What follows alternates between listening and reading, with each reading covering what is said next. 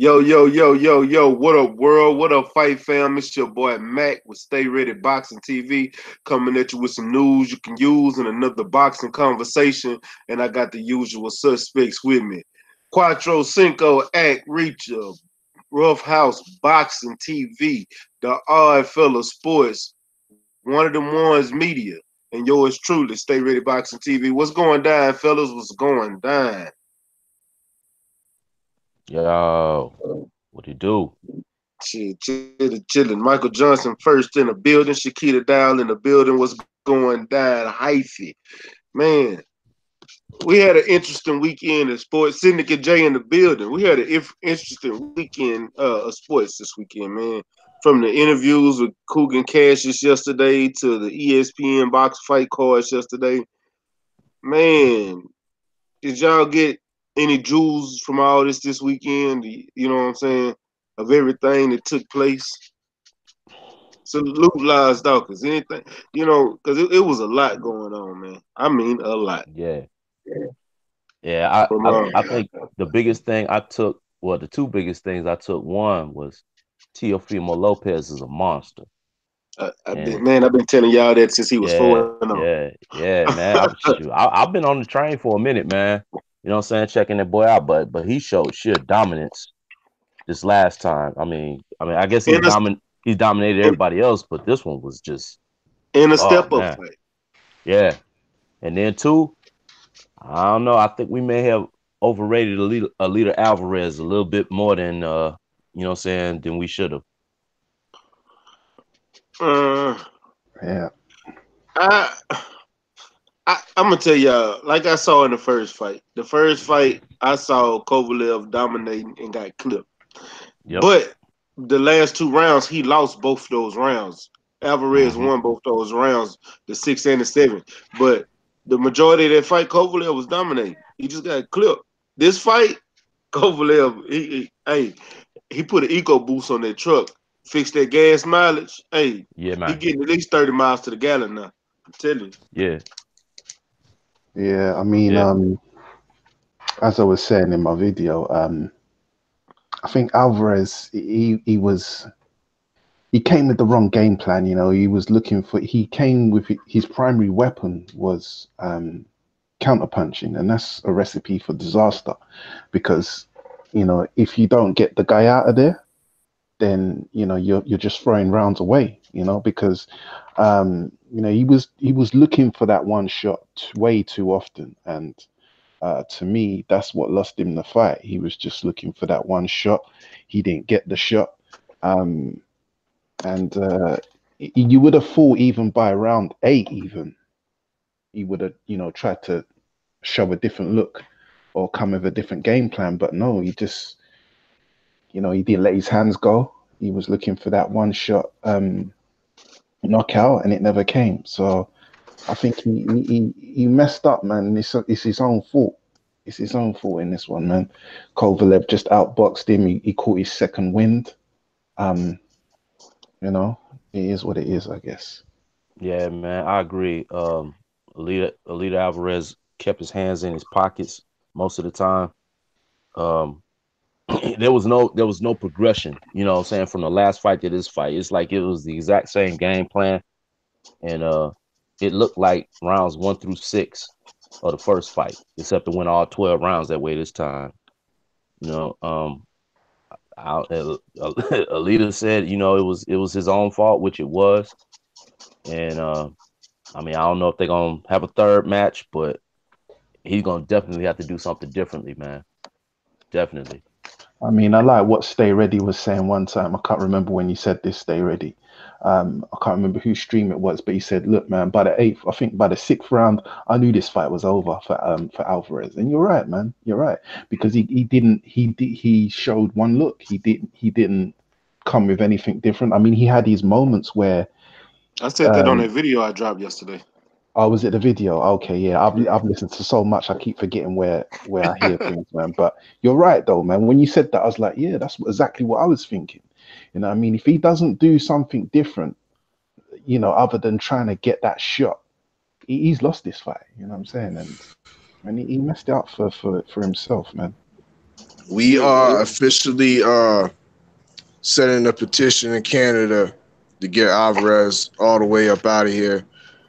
We are majorly disappointed over here, to the point where some feel that he took some money on the side for such a weak performance, because we can't believe his hands was in his pockets like the way it was on Saturday night.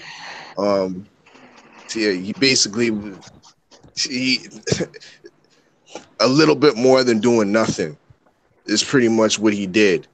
And we all wanted that dog kicking, woman beating guy back on the canvas, but Racist. Oh, hey, hold on real quick. Hey, salute Lawrence Williams in the chat. Michael James, salute Lars Dawkins. Lawrence Williams said Top Rank has released Alvarez from his 7-fight deal. See what I'm saying? He had to win in order to keep his deal. Damn. Yeah, See, I mean, he about to lose his citizenship too, dog. I'm telling you. yeah, man. I feel. I'm telling you. And the thing is, man, he let us down, man. He let the brothers down. You know what I'm saying? But And you know what it was? It was his complacency. Yeah. He went into that. He thought Kovalev was washed. He didn't believe in his power, his damn self. You see what the stats show us. He's a 50% knockout, has a 50% knockout ratio. He ain't never had no power like that since the amateurs, so to speak. You know, dig? Yeah. But he knocked out Kovalev, and he said, "Damn, this boy must be washed. So let me come in here. Let me not even train the same way." You look at his body; he looked kind of fleshy up in there. He wasn't the same Alvarez we seen in the first fight. He didn't have he didn't have no 6-pack. He ain't had no 2-pack. Salute to Tupac Shakur, you know what I mean? But it is what it is, man. He wasn't the same Alvarez. He got that belt and kind of sat back and probably was eating that good Quebec food, eating that poutine. You know what I mean? That cheese, the little cheese curds and the gravy over the French fries and whatnot. Eating a little bit too much of that. Come fight Saturday night, man, he just didn't have it.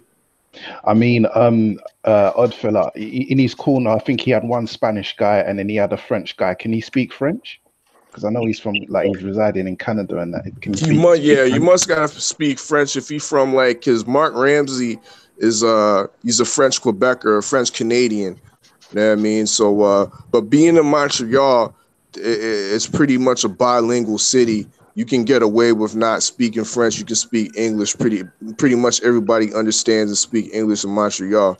So, but I think predominantly in his corner, it is French speaking. Same with Oscar Rivas. Oscar Rivas is another Colombian fighter that trains and fights out of Montreal. But they all got French speaking corners. And so the reason why I say that is because I know a little bit of French, but I can't speak French. But the body language, even his primary trainer was frustrated. You know what I mean? His primary trainer was trying to give him some good advice, even though I can't speak French. As I say, the body language just gave it away. And I just think there was a lot of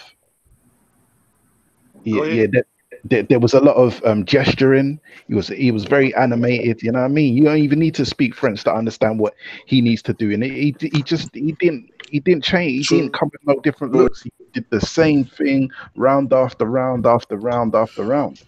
Do you know what? Let me just say one last thing.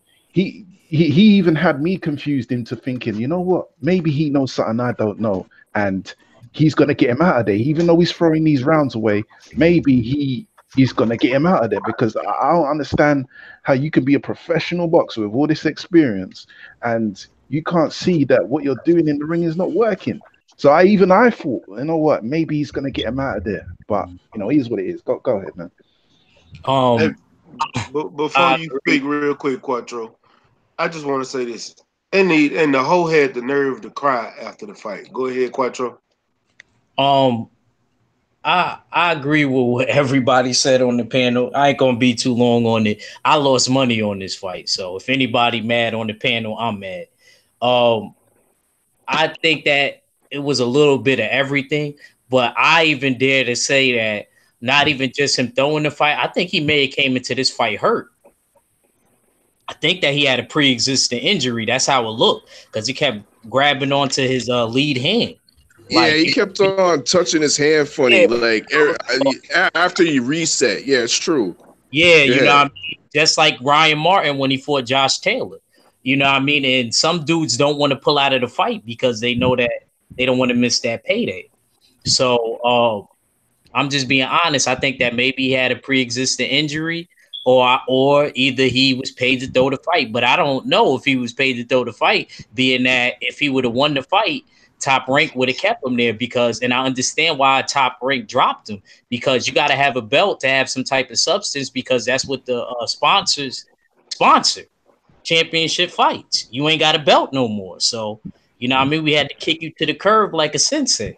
You know what I mean? So I completely don't blame them for that. And you ain't have no business crying. I ain't gonna lie. I could at least see if he was throwing punches. That was a different Alvarez, man. That was a completely different Alvarez from the first fight. And that's all I really gotta say about it. Hey, well, I'll say this. First off, I'm gonna announce it officially that I'm eating crow for that fight. I had Alvarez going into the fight. But secondly, I don't know about pre-existing injuries. I don't know about, you know what I'm saying, being paid to throw a fight. But the one thing I do believe is that he thought that Kovalev was going to run out of gas like he did in the first fight, and that's what he was counting on. He was wanting to take him into deep waters, and then he was wanting to turn it up in the second half of the fight, and then drown that boy Kovalev. But it didn't work for him, you know. And as far as the Top Rank dumping him thing, bro, I ain't gonna lie, I don't understand that one, because, you know what I'm saying, get yourself back in the ring. You've already proved that you can beat him. Why not go out there and beat him again and Top Rank have another champion again? So you know what? I don't think Kovalev is gonna give him a rematch. I don't think so. I think Kovalev is about to move on to like Anthony Yard, and Anthony Yard need to jump on this now. Right, not now, but right now. Because Kovalev he looked very slow to me. His body didn't have that tone. He actually was looking like a 40-year-old man to me. And I know he's 34, 35. Yeah, but he was looking like a 40-year-old man that was letting his hands go. That's what he was looking like. Go, but he didn't look good doing it. He didn't look sharp. The problem is, fellas, is Anthony Yard has actually got to step up to the plate, and you know, Yard, he's all over the place, man. I ain't putting too much faith in him, but yeah, I agree with you, Act, man. He needs to take that fight and take it now, because Kovalev feeling a bit nice about himself. God knows what's going to happen with these rape charges that he's in these cases he's got on him. Someone like Yard, that would be a good matchup. I think Yard could take him. He could possibly take him. Indeed, I was about to say the same thing. I think the way Kovalev looked better, he looked improved from the first Alvarez fight, but he's still showing major decline. He just had a better game plan. This is why he won the fight. But as far as Kovalev goes, I mean, physically, you can see the declines there. I agree with Quattro in the dig, and Anthony Yard should take this fight immediately. But we know he's scheduled to fight Mehdi Amar, who's another contender that actually fought Alexander. He fought Alexander Vostok last year, and that was the fight Alexander Vostok fought just before, actually for the interim title, just before he faced Stevenson. So maybe this will lead, maybe all roads, if you go through Mehdi Amar, you get a title shot next. Yeah. Salute to the whole panel, man. Salute PK. PK, what it do? Woo Pig Suey. Woo Pig Suey. Hey, man, I just wanted to jump in real quick. I don't mean to cut anybody off. I just heard y'all talking about the later Alvarez Kovalev fight. I just want to get my 2 cents on that, if that's cool. Man. Yeah, true. So I agree with what Ak was saying, man. Like, I And I salute to Marlo's Corner too, man. I was in that chat the whole time, and I was saying it looked like Alvarez was just he was waiting for Kovalev to gas out, and then he was going to go for the late knockout. But what happened was Kovalev didn't gas out, and he just kept letting his hands go. But I agree with what Axe said, man. I don't think he looked good. He didn't look bad, but he didn't look that great doing it. I just think it's because Alvarez wasn't throwing anything. And when Alvarez did throw something, it was backing Kovalev off. And I was just waiting for him to just step on the gas and fucking finish that dude. But, man, I was disappointed with Alvarez. I'm not going to give Kovalev any shine because I do think he is food for the rest of light heavyweight, which is actually really solid right now. But, yeah, I was disappointed in Alvarez, man. Yeah, I will say that Kovalev did actually gas out, but he caught his second wind come the 8th round. And that was the time that I thought that Alvarez was going to step on the gas and try and get him out of there. Well, you know, yeah, so it is what it is, man. It's done now. You let us down. You know, it is what it is, man. Fuck him. Yeah, the thing that really had me frustrated about that fight is that whenever Kovalev would throw punches, and this is a trademark of Alvarez's, man, but whenever the opponent is throwing punches at him, he just puts up the high guard, the earmuffs, you know, the turtle shell or whatever, you know what I'm saying? And he just sits there and he'll take those punches and try to weather the storm, so to speak, man. Instead of trying to slip and counter and things like that, man, he sits there and waits for the punches, for the storm to stop, and then he'll try to, you know, initiate his own offense. But Kovalev was throwing combinations on him and then walking off on him and making him reset, so that and there was no good transition from offense to defense with Alvarez, bro. And that was driving me crazy. Because some of those punches he could have slipped and countered. And he wouldn't. He just sat there and waited till it was over. And then it was like, okay, I guess it's my turn now, man. And he should have taken the fight to Kovalev from the jump. And he didn't do that. His perm ran out, so his luck ran out. Simple as that. Yeah, but how about Teofimo Lopez, though? That's Monster, my dude. Monster. Go on, I told her. I'm gonna let y'all cook on it, and then I'll give my 2 cents in just a second. And but shout out to let me say this one time. Hyphy said allegedly that Laos voided his long-term deal that included guaranteed money. So while he is still signed to Top Rank, he no longer has guaranteed per purse, and the long-term deal is void. What's up with it, Mark Wonderly, Mr. King Palmer, Big Money, KO, KF Harrison, and New Day. New Day says Yard is a bum. Hey, hold on. Okay, hey, watch your mouth on. Hey, hold on. Watch your mouth on Lars Dawkins though. What's happened? Lars Dawkins said, yeah, he homie. said New Day, the transvestite troll, is in the house. Hey, Lars, it's on you. If you want to get rid of him, get rid of him. He can stay if he like boxing talk. You know how we do it. If he's trolling your channel, I can't have him in here because I don't want no trolls. We done discovered why Alvarez was crying now after the fight. Because he knew he was gonna lose all that money. Mm-hmm. Hey man, I want to hear from Ak with this Lopez thing, man, because I ain't heard from the brother all weekend, man. He's been hiding, man. What you saying, man? Let me hear your opinions on that. He been over there with me and 503. Oh yeah, I only caught the last back end of that, man. I ain't even see you guys go live, man. Man, Teofimo looked it good, man. He looked it really sharp. He looked it sharp. I liked his defense. I just hope that he can stay focused, man. I see problems with a lot of dudes' fathers in their corner, man.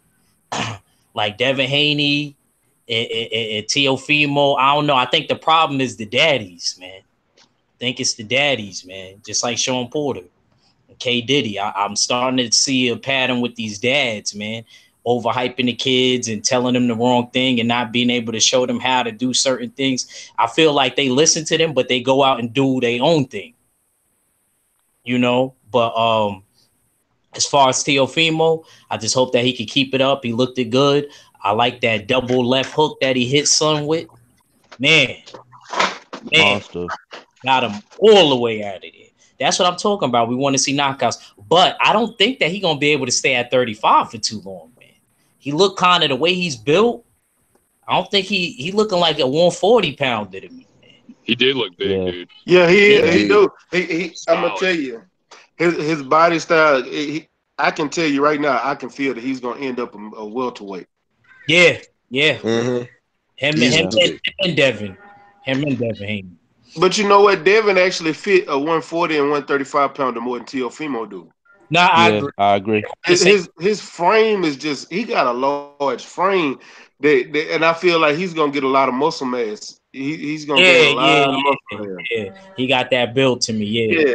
Devin Haney is more lanky. He's got his limbs quite long. Yeah. I honestly think Teofimo's gonna be the dude to clear out 135 if you know what I'm saying, if he can continue to make the weight.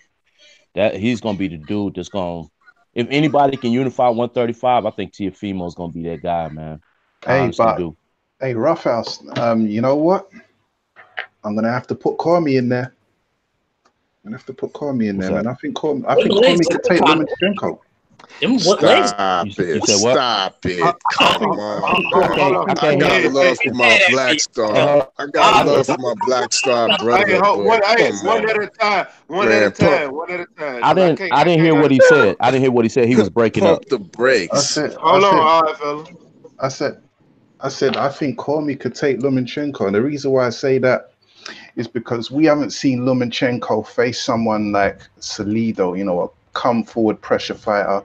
And the way that Cormy comes forward and he lands those shots, you know what I mean? Lomachenko doesn't like getting hit to the body. You know what I mean? He collapses over and so forth. So hear what I'm saying. I'm not saying that Cormy will beat Lomachenko. I'm saying he can. I can see Cormy potentially taking out Lomachenko. He's a come forward guy. You know, he's got good ring IQ as well. So it's a good matchup. It's not on first thought when you put those fighters together, it looks like, you know, it's going to be a no-brainer Lomachenko win. But if you think about it deeper still, when you actually look at Cormy could actually do the work. He could actually do the job. So man, have another think about that before you jump out the gate, man. No, man. Hey, Nicholas Walters was supposed to chop down. Was supposed to chop down White Jesus. And, hey, to go back to the point I was making, it may be well and true that Comey is able to get Lomachenko, bro, but Teofimo washes that dude. Washes him. I'm gonna say this, and hold on, Bill Biden. Hey, you gotta respect the man's opinion on Comey. I respect that because he sat there and broke it down, breaking down the fighter. He's not breaking down. You looking at it from what you see each one of them do. No, you got to break down the fighter. And what he's saying is the way Comey boxes is going to give Lomachenko problems. And then people gotta understand this. Like, I'm not saying I picked Lomachenko over Richard Comey. I said that in my last video. I'm gonna continue to say that. But what people gotta realize is Lomachenko does not have defense. He does get hit, and you want to know with somebody like Richard Comey. Richard Comey has a puncher's chance more than anybody else because he hits hard. And if he hit Lomo right, Lomo is gonna feel it, and he's gonna start backing up first before he get knocked out. Because he ain't gonna like that. He ain't gonna like those punches. And then Comey is gonna be pressuring him because he's walking forward. That's one thing that Comey is gonna do to Lomachenko. But the problem with Lomachenko is great on offense. He's gonna give Richard Comey problems. So Richard Comey got to figure out a way to be offensively to get those punches off to tag Lomo. But I think he can do it. But will he do it? I'm still picking Lomachenko because I've watched more Lomachenko than I have Richard Comey. Yeah. Comey needs to be set with a guy in front of him. The Lomachenko, White Jesus gonna give him too many angles. That's the problem. And secondly, Comey, he don't have the best defense himself. Salute I see him getting. Yeah, but Lomachenko's pillow fisted. I see him getting clipped. Oh, Yeah, quite possibly. Yeah, put it this way: the bottom line is I think it'll be a good fight. You know, good matchup. I'm not No, gonna say indeed. because I seen some of them knockouts that Lomo get. I ain't gonna say he pillow fisted, but he picks when he wants to throw those power shots. Yeah, that's a Indeed, I better don't way of think he putting it. put pillow fisted either. Because Hey, a That's lot a better of way of putting it. Hey, well, let me hear somebody break down Lomo and Teofimo. Hold on, hey, the angles, The speed, Speed, the The footwork. speed, the footwork. combination punch. The angles. That's what they always tell me, man. We never seen it. We never seen it. I So don't know if Coleman, I know he ain't see that in Africa. I know he ain't see that. what you mean? He need to fight Emmanuel Tago. He the man that got a bunch of angles and whatnot. About Richard Coleman, I'm not gonna lie. We look for things in spiders. Oh my And bad. Hey, hold on. My bad, Bill, about it. I thought you were saying if you I read it wrong. You right. I apologize. Hey, salute to Scrapbook Boxing in the chat. If y'all ain't subscribed to Scrapbook Boxing, you in last place, homie. yeah, big up Go ahead. Scrapbook, man. yo, shout out to Scrapbook, man. Love the work. Love the work. Scrapbook. Love you, man. Indeed. Hopefully I get painted on that wall one day. But it'd be an honor. But what I'm trying to say is this. I see Richard Coleman legs ain't look steady to me, man. Yeah, God, the legs ain't look steady on God and them. Kovalev legs didn't look steady either. Yeah, I know. That win. That's what I was saying. It's true. It's true. Yo, they need a maxi climb. They need to come to the crib and use the maxi Steady. climb. Get them legs right. For real. Footwork suspect. But they need to just do rock climbing all day. Like, them legs ain't look steady to me, bro. Every time he was getting tagged a little bit, that Russian didn't even throw no combinations. But when he would touch Coleman, I noticed he was moving. Remember I was saying that when we was calling the fight, Mac? Yeah, he threw a few combos, but it just wasn't a lot. Like it was. Yeah, it wasn't. He wasn't throwing a lot. If he would have been able to keep a high volume of punches, Richard Coleman would have been in trouble, like the Robert Easter fight. You know one thing. Hold on, one thing I can say about Alvarez, man. Them single jabs that he was just sticking out there with no snap on it, it was lazy as fuck. If he'd have just worked on that jab and doubled up on it, tripled up on it, just to let him know that jab was present and come somewhere behind it, he could have won a bunch of those close rounds. He lost that fight. Kovalev didn't win that fight. He lost that fight. Yeah.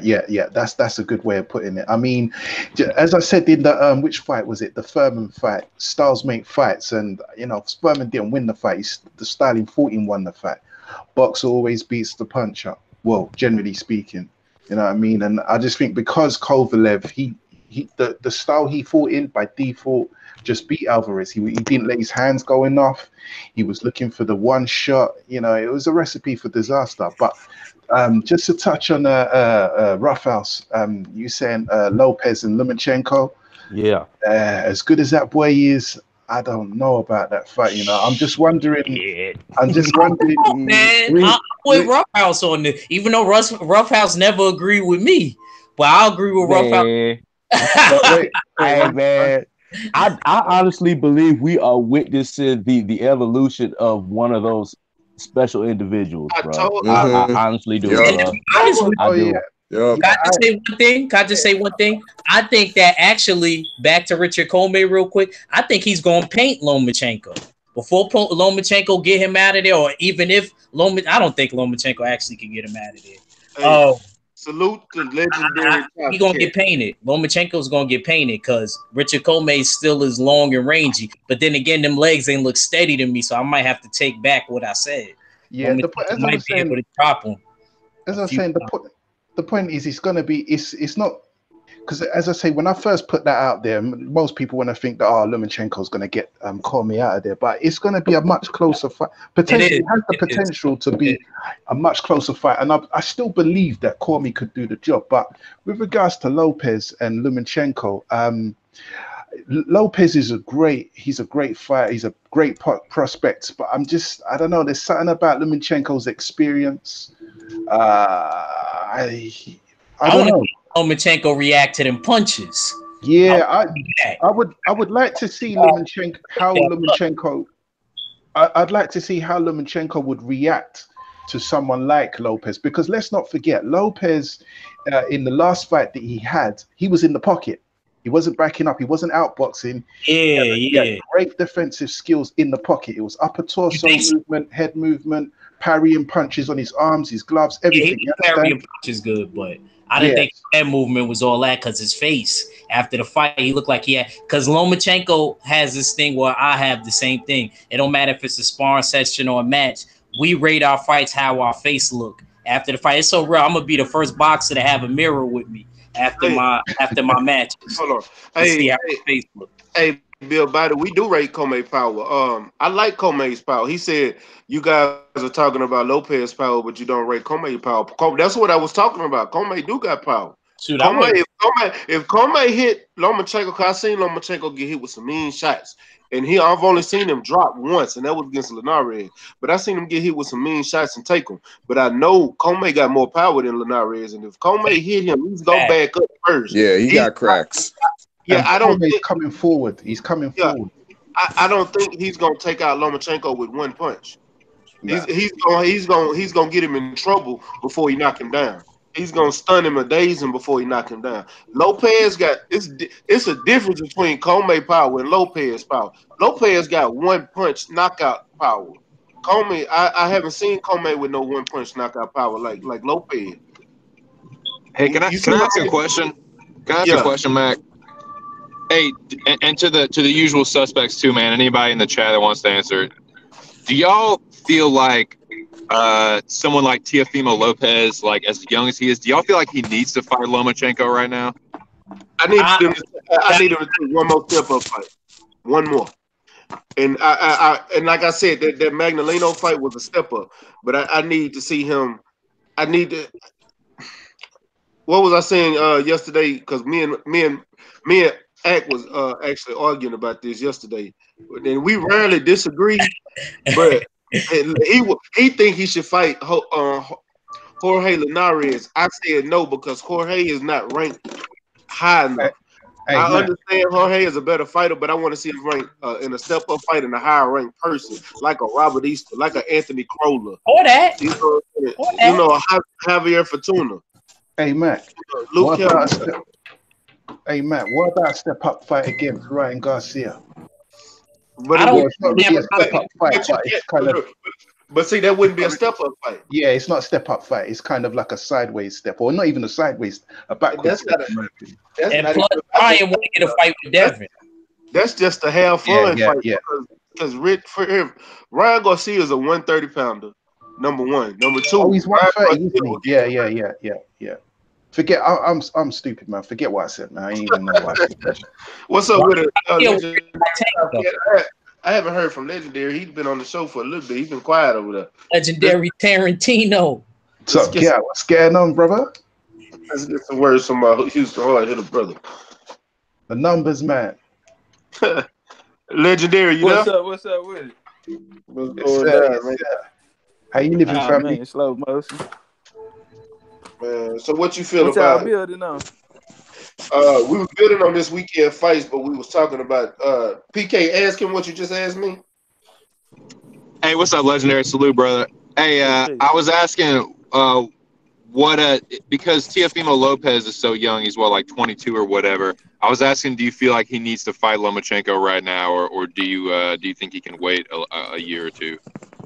I mean, it can go two ways. It can end up with a situation like Canelo and Floyd, or he can get his ass whooped and he might not be the same. You know what I'm saying? So, I would probably give him another year because Lomo can't move up no further. Lomo gonna be at 135. The only problem with that is will Teofimo be able to still reach 35? But I think he got another year though, because like I said, Lomo can't go up to 140, so he gonna be sitting at 135, man. And I feel like if he can get Lomo in another year, then yeah, he'll probably beat the shit out of Lomo. So I'll wait because the time on our side, the advantage is for us. I'll let him get some more experiences, get his confidence up, get some more tools in his box, goddamn, and I send his ass out there with an older version of Lomo. True.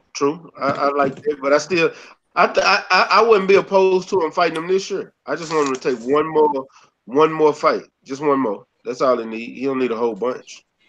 You Hey, know, it Mac, can end this up is like a hey, oh, go ahead. Mayweather and Canelo though.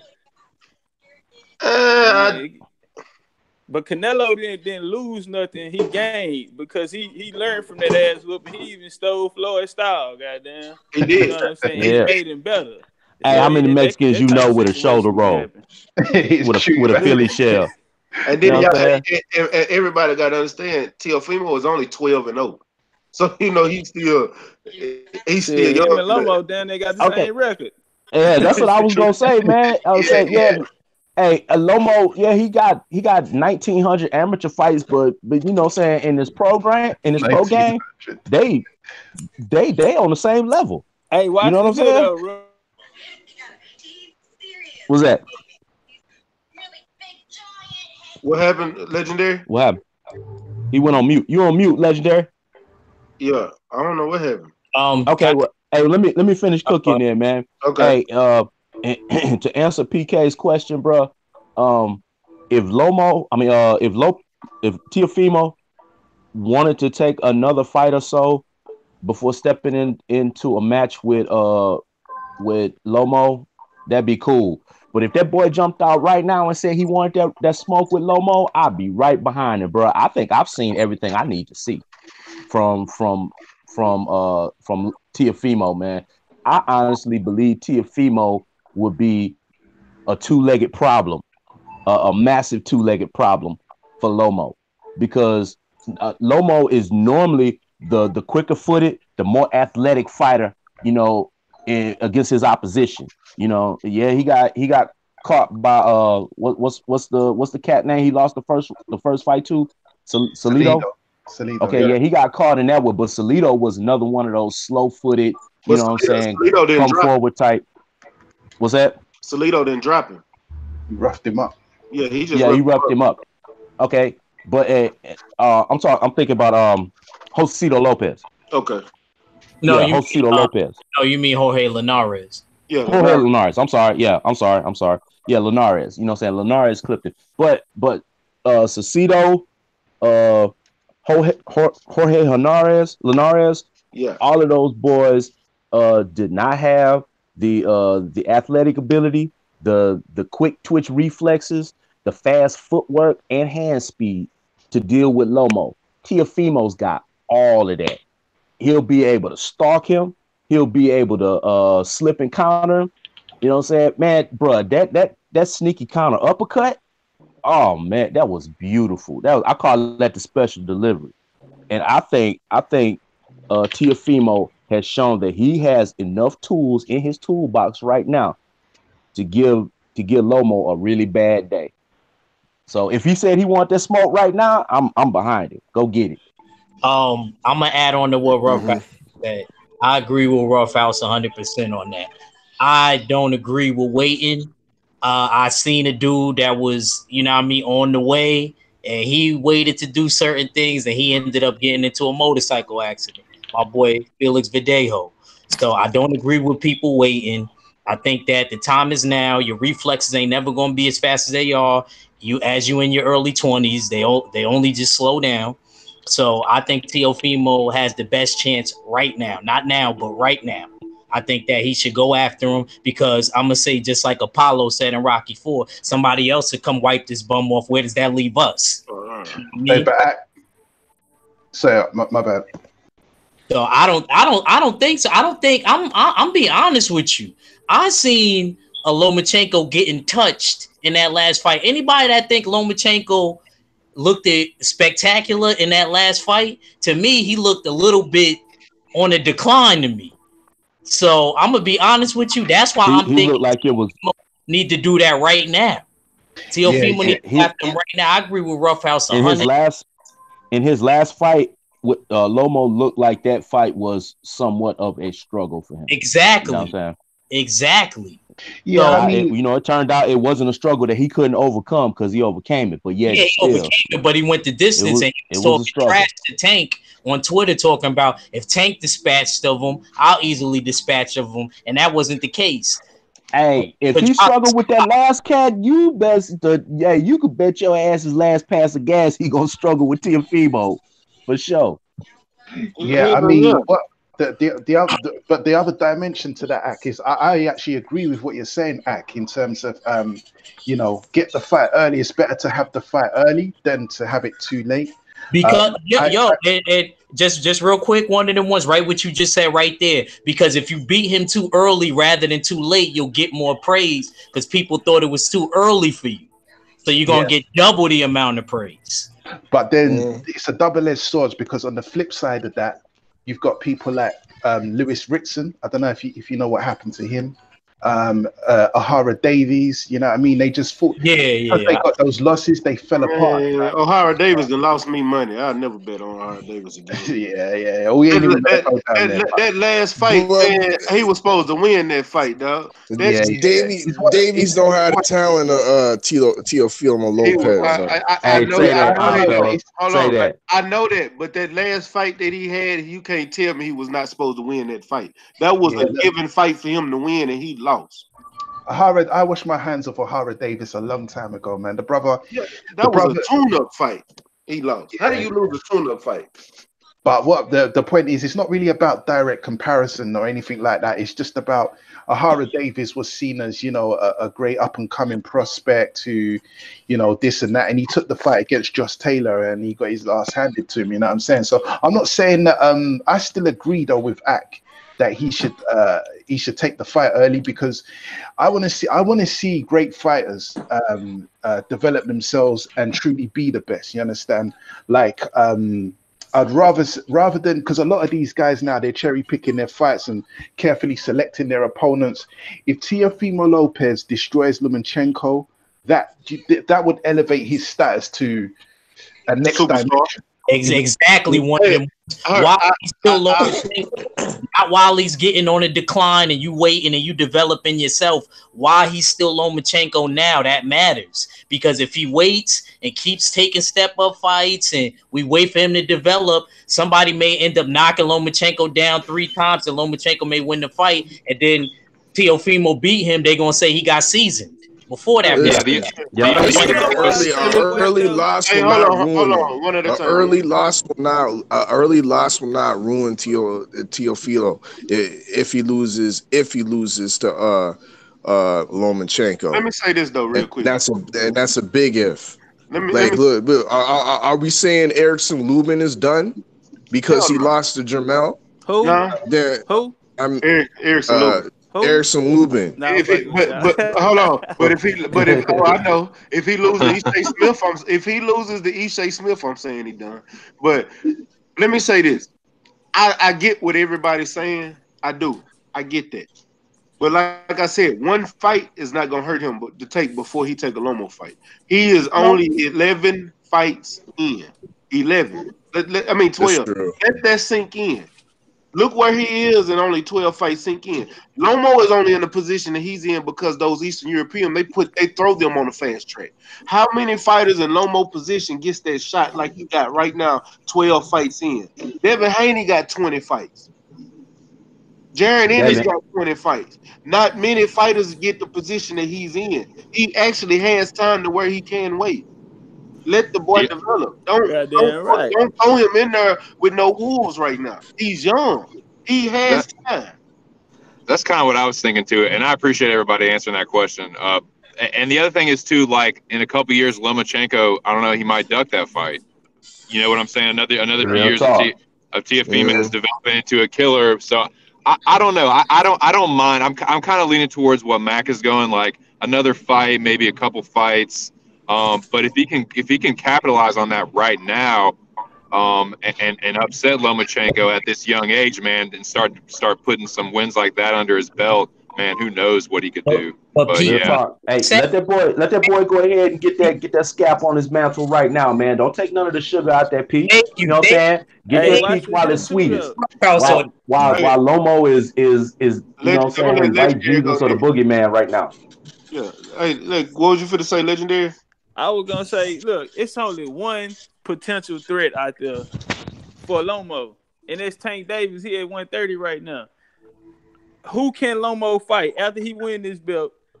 Who can he fight after that? Who can come up there and threaten Lomo? Nobody. I let him develop because it's not about if you lose, it's how you lose.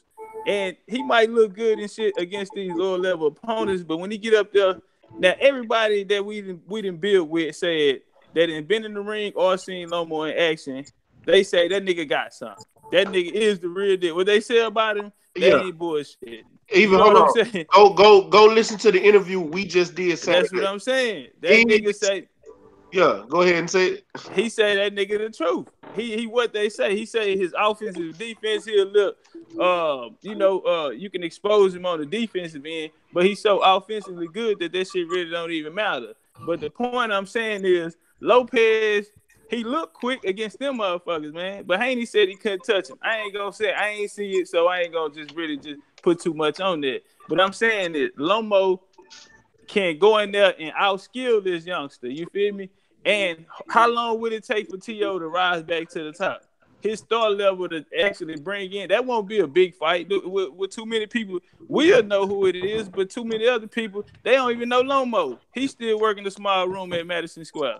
You know what I'm saying? So the potential, then it's no real money in it right now.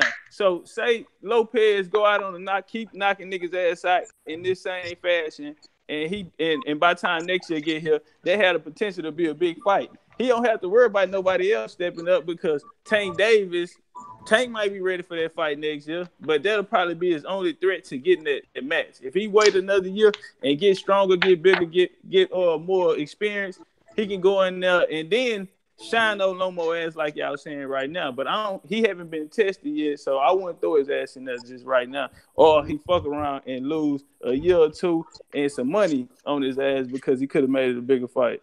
But what happens if Loma end up losing to somebody like Tank? What if Tank get that fight first? This is what then I'm trying to say. His ass in there with Tank. Thank you. It ain't hard. Tank is already a star. I know people that's not even boxing fans that's Tank fans. You feel me? Yeah. But they don't even know who Lomachenko is. That's a bigger fight. I think he rather that Loma fight, but so you tell me this. Hold on. Okay. He'd rather that Loma. Hold on. Look at it from Teofimo's standpoint. Well, let me look at it from a boxing standpoint. Let's say he go in there and beat Teofimo, right? But Tank is moving up after this fight. And so he go in there, he get that Loma smoke, and now Tank calling him out because Tank want that smoke. Is he still gonna have to face Tank either way? Would you know what I'm saying? I'd rather be fresh and face Tank than painted and face Tank. Hey, that'll be a big fight, Tank and Lopez. Yeah, that would be. I would rather that fight be Tank versus Lopez with Lopez being the title holder.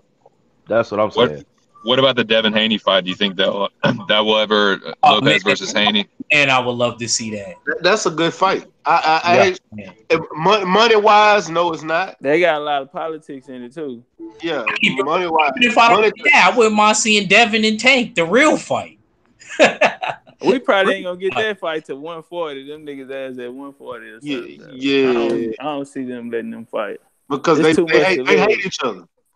Like real talk, they real live hate each other, and I think Tank will go in there aiming to hurt that dude. That'll probably mess up Mayweather's relationship with getting Haney over to TMT if you do shit like that. It's not gonna happen, bro. I can see Floyd blocking that fight. Nose in the building. Hey, Leonard Elevate nostrils. Let him know what's. What up, nostrils? Salute to Marlowe's corner as well, man. Marlowe, salute Marlowe. Gang. You know what I'm saying? Block fam.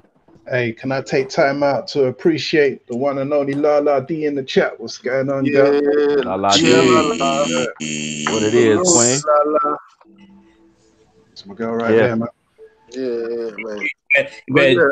Loud that's legendary Tarantino. No, I'm just... Hey, take it back. Hey, you see, I'm quiet. I'm in the back, man. Yeah. But man, look, I get what everybody's saying, but like I said, we got too many potential, and we keep seeing potential, but at the same time, we got to let those potentials develop. We don't want to have nobody walking around with a belt and still learning.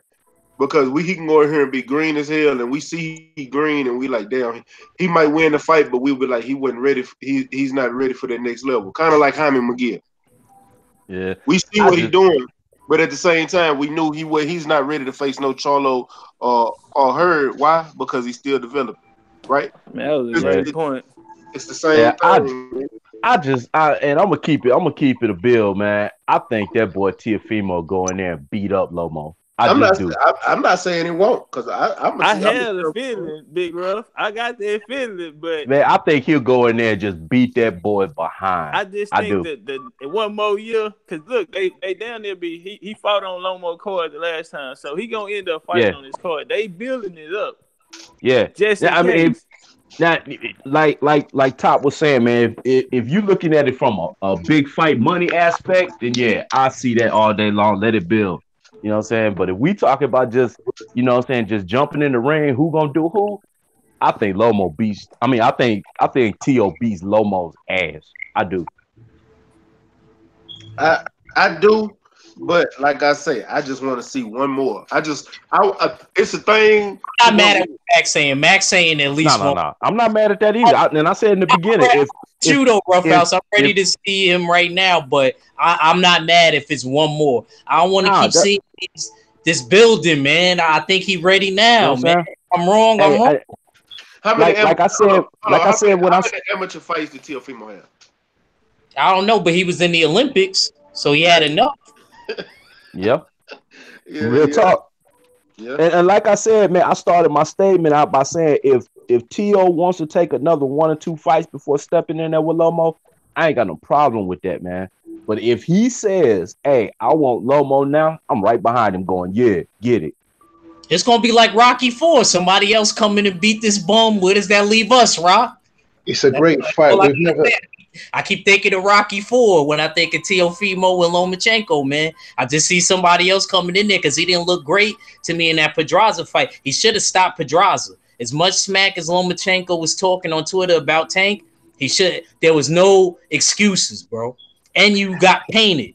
On top of that. Your face was all lumped up. It looked like Willie Lump after the fight on God and them. So and we've not seen Lomachenko in there with someone as slick as Teofimo Lopez. You understand? So there's a lot of information there that you're just not going to know until the fights happen. But when Lomachenko fought, I always forget this guy's name. He's the Colombian guy. What was his name?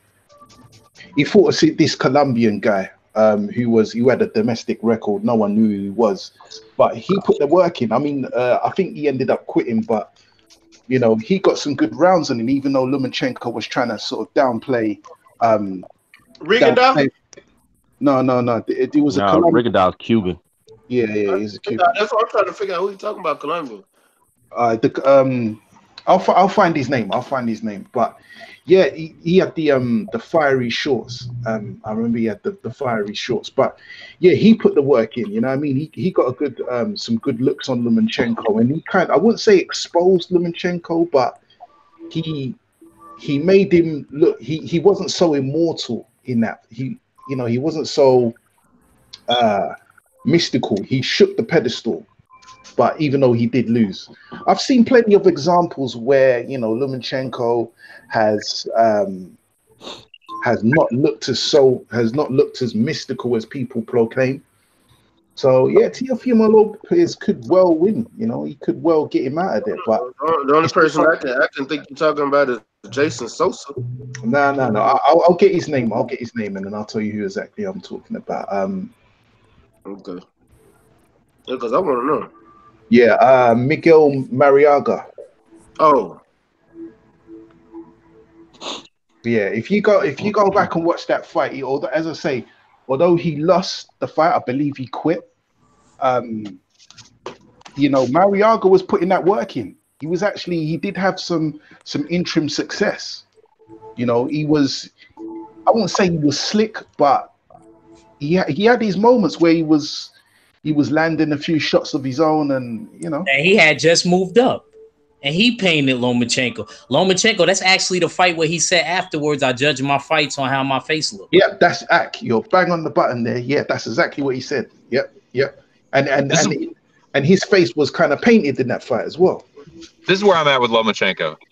Lomachenko is 30 years old, and he's not old. You know what I'm saying? He's still gonna have it for the most part for a couple years, I think. But so much of what he does is based off his athleticism and his volume punching and his combinations. So I'm just thinking to myself, like, you know, in a few years, I don't think it's going to be the same situation with Lomachenko.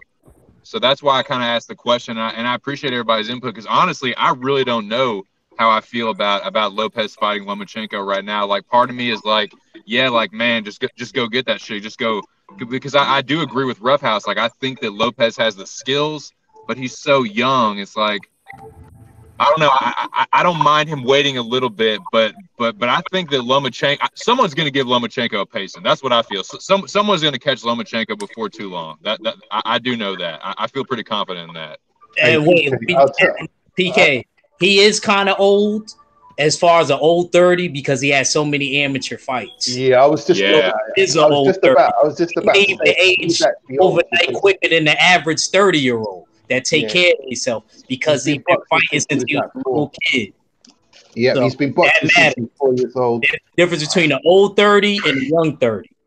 And see, and this is what I'm gonna say about that too. I hear people say he's been fighting since he was 4. What the fuck took him so long to go pro? Right. Yeah. You know, what the fuck do you have that many amateur fights for? Yeah, who was you fighting? You was fighting in Ukrainian pubs and stuff like that. You're fighting a bunch of Ukrainians. So everything that people telling me that he's this, you know, I'm sorry. He can be seized. He can be seized all y'all want, but this man is still, you know, that probably went over a bunch of people's head, but he can be that all he's want. I don't think he's gonna be able to beat nobody. Like, I think Devin Haney gets right. When he gets all that out of his head and start actually finishing when he's boxing, stop admiring shots, you know, pay attention to his opponents. I think Devin Haney can beat him. I think Tank can beat him. I think Teofimo can beat him. There's a lot of people I think can beat him. Who, Devin? Devin Haney. I'm talking about Lomachenko. Lomachenko. Yeah. Okay. Yeah, I'm saying when Devin Haney gets that amateurish, I don't know what you call it, man, out of his fight game.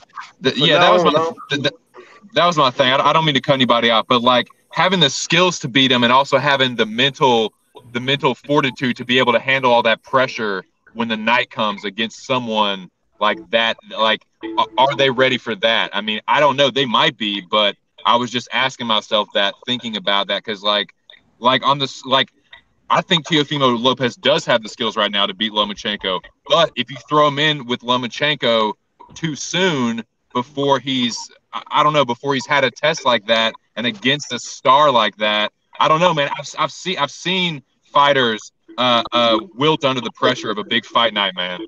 True. And Dog Truth, that's the only thing that I actually would be worried about. Dog Truth, hey, salute to Sonya Dumas in the chat. She said Lomo. I'm going to read a couple of chats. She said Lomo is based off what he did in amateurs. To me, he brought a amateurish ass type of fighting into the pros, fighting and kind of mixing it in, and that's what he's done. Dark Truth said Lopez is young. The big fights will be there. That's what I'm saying. That's all I'm saying. And for now on, I'm no longer calling Lomachenko. That seizure boys yet. If y'all, if you don't know who he is, Google him. That's all I'm gonna say. But that's who he is. He's who? Let Lomachenko seizure boys yet. Let Lomachenko have just 10 fights in Cuba, and then see if he has that perfect record. 10 fights, 10 amateur fights in Cuba. You know what I mean? Because he ain't got a perfect record now. Yeah. Remember Salito, the beer truck driver. Legend. Actually, he actually was in Mexico. He stole beer. Sorry. Yeah, he the beer baron. He ain't no beer truck driver. He the beer baron. Hey, legend has it. Salido's now masquerading as the final boss in the Streets of Rage. Yo, word. I remember that. You brought me back. Damn. He's sitting in the chair like that, Donny in the streets of rage. Lomachenko's gonna have to go find him there, man. Damn it, boy. Damn it. Hey, Yo, Lala, hey, hold on. Lala D say he ain't got to go to Cuba for that. He needs one fight with Tank. That's it. Yeah, Lala D, she likes Tank, boy. She does like Tank. Hey, tell her. About time. uh-oh. Yo, 503, you got my message? What you want, bro? Nah, I sent you a message, and because remember you was asking me about how I run and stuff and the miles and stuff. I sent you all the information. I texted to you because I ran to. Shit, text it to me too. Hell, I'm all about this fitness shit. Hey, Sonya Dumas says, hey, then when he have to see it, we have to see it look like Canelo Alvarez. He fought Floyd Mayweather at the age of 23. Let's see it. Lopez is 21. Canelo was 22 or 23. I think 22 or 23. Let's see it at Lomachenko. So I think she's saying basically wait till you about 22 or 23 before you get Lomachenko. And I'm not mad at that. I'm not. Because he's actually on a better pace than Canelo. Canelo was in Mexico fighting a bunch of fighters when he became Mayweather's mandatory. He was in Mexico fighting all those fighters. Yeah, he didn't come to the States. Lomachenko is over here fighting actual good, some decent opponents. Not all of them was good, but he was fighting decent opponents for his age and his level. I don't think Teofimo gonna be able to make that weight. Shit, I think it will. What you saying? In like 2 years? Yeah. So what about Earl? Earl is a big 147 pounder. Is he gonna still be able to make that weight? Come on, man. But Earl, man, like. Okay, but what I'm saying is we don't know what his diet or his strength and conditioning consists of. We don't know. We speculate. So you can't keep. I'll be honest with you, it ain't that bad because Earl ain't never had to weigh in with a towel on or nothing. Not saying that Teofimo has either, but I'm just saying like just Teofimo's frame and his build, like Earl's a little bit more linkier than him and got more height. Teofimo's 22 as well. His body's still going to be growing. That's what I'm trying to say. I see him going to 40 about 2 years. You know what I mean? Or even a year and a half. Being honest, that's why I want him to get Lomachenko now, get that scalp on his resume. I'm telling you, it'll look better earlier than later, bro.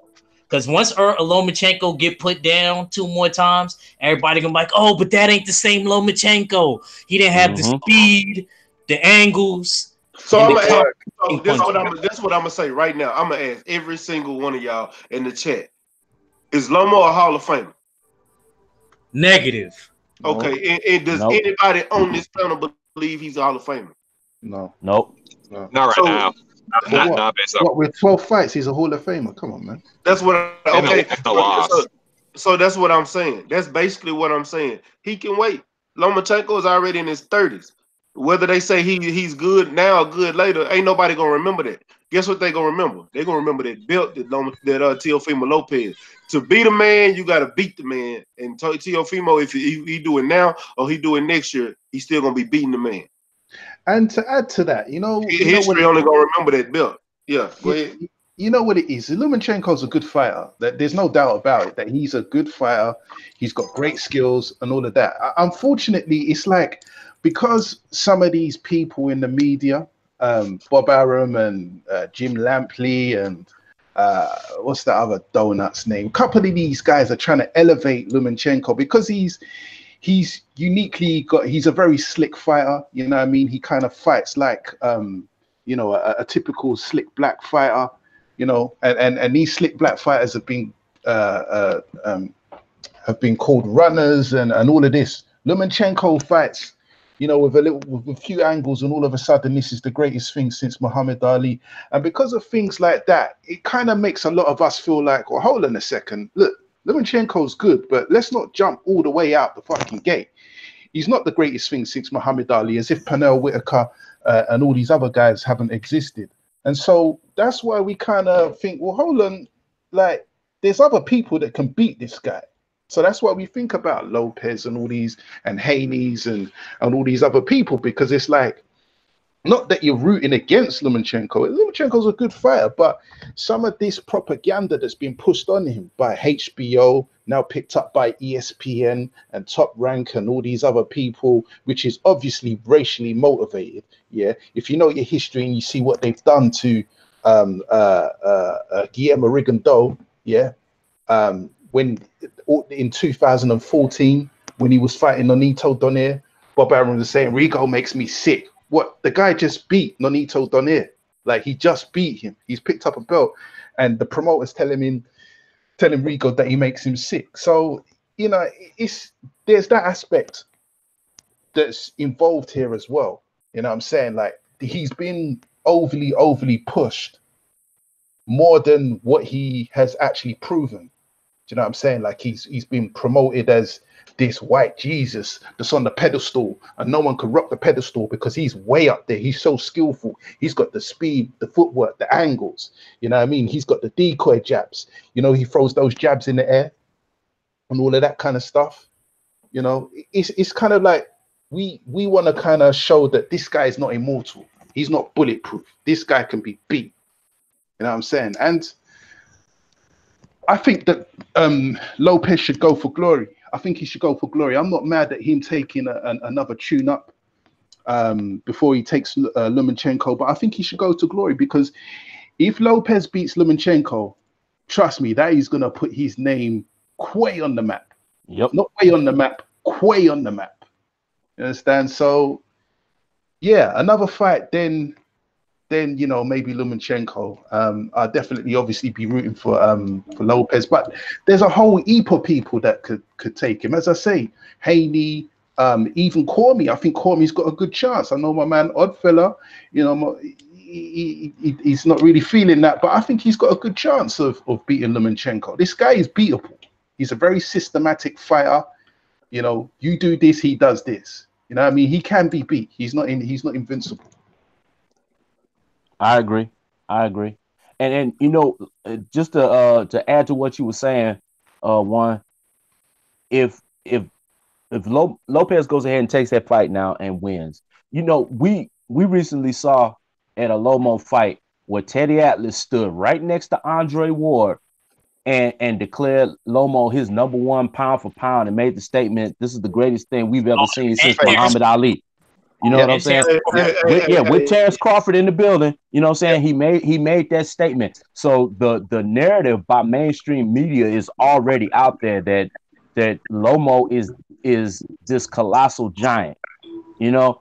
So if Teofimo goes out there and he beats the colossal giant, what can they say about Teofimo then? You know what I'm saying? They got to say, "Oh, Teofimo, the giant killer, the almighty, the devastating," you know what I'm saying, this and that, because you can't backtrack and say, he was just fighting a bum, he was fighting a tomato can. Nah, this is Lomo the Great, the one that y'all put on Mount Olympus and said was the best thing since hot water.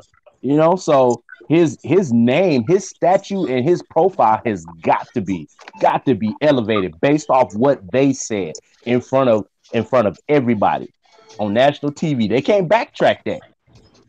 Here's the problem. It's an in-house fight. And we just seen last week, we just seen a man them arguing about how Bob fights. Why wouldn't this be the same situation? Hold on. Hey, hold on. Hey, Tony Snowflake, Sonya is cool. Don't hide, Sonya. She all right. You know, she been talking the whole time. I don't know if that was an accident or on purpose, but no, she good. She good. Hating on the queen, hating on the boxing queen. Y'all need to slow down with that. Yeah. Sonya good. Matter of fact, hold on. All right, there we go. There we go. Hey, salute to Kurt Sugar in the building. Godfather. Kurt Sugar the Great, salute. What's good, fellas? What's good, panel? What's good, everybody? Kurt, can I ask you a question, Big Buzzin'? What do you think about the speed, the angles, and the combination punching of the Sally Lomachenko? Hey, hold on. Before you answer that, I want to know this. And I know it's gonna be almost the same question, but I want to ask 503 the same thing.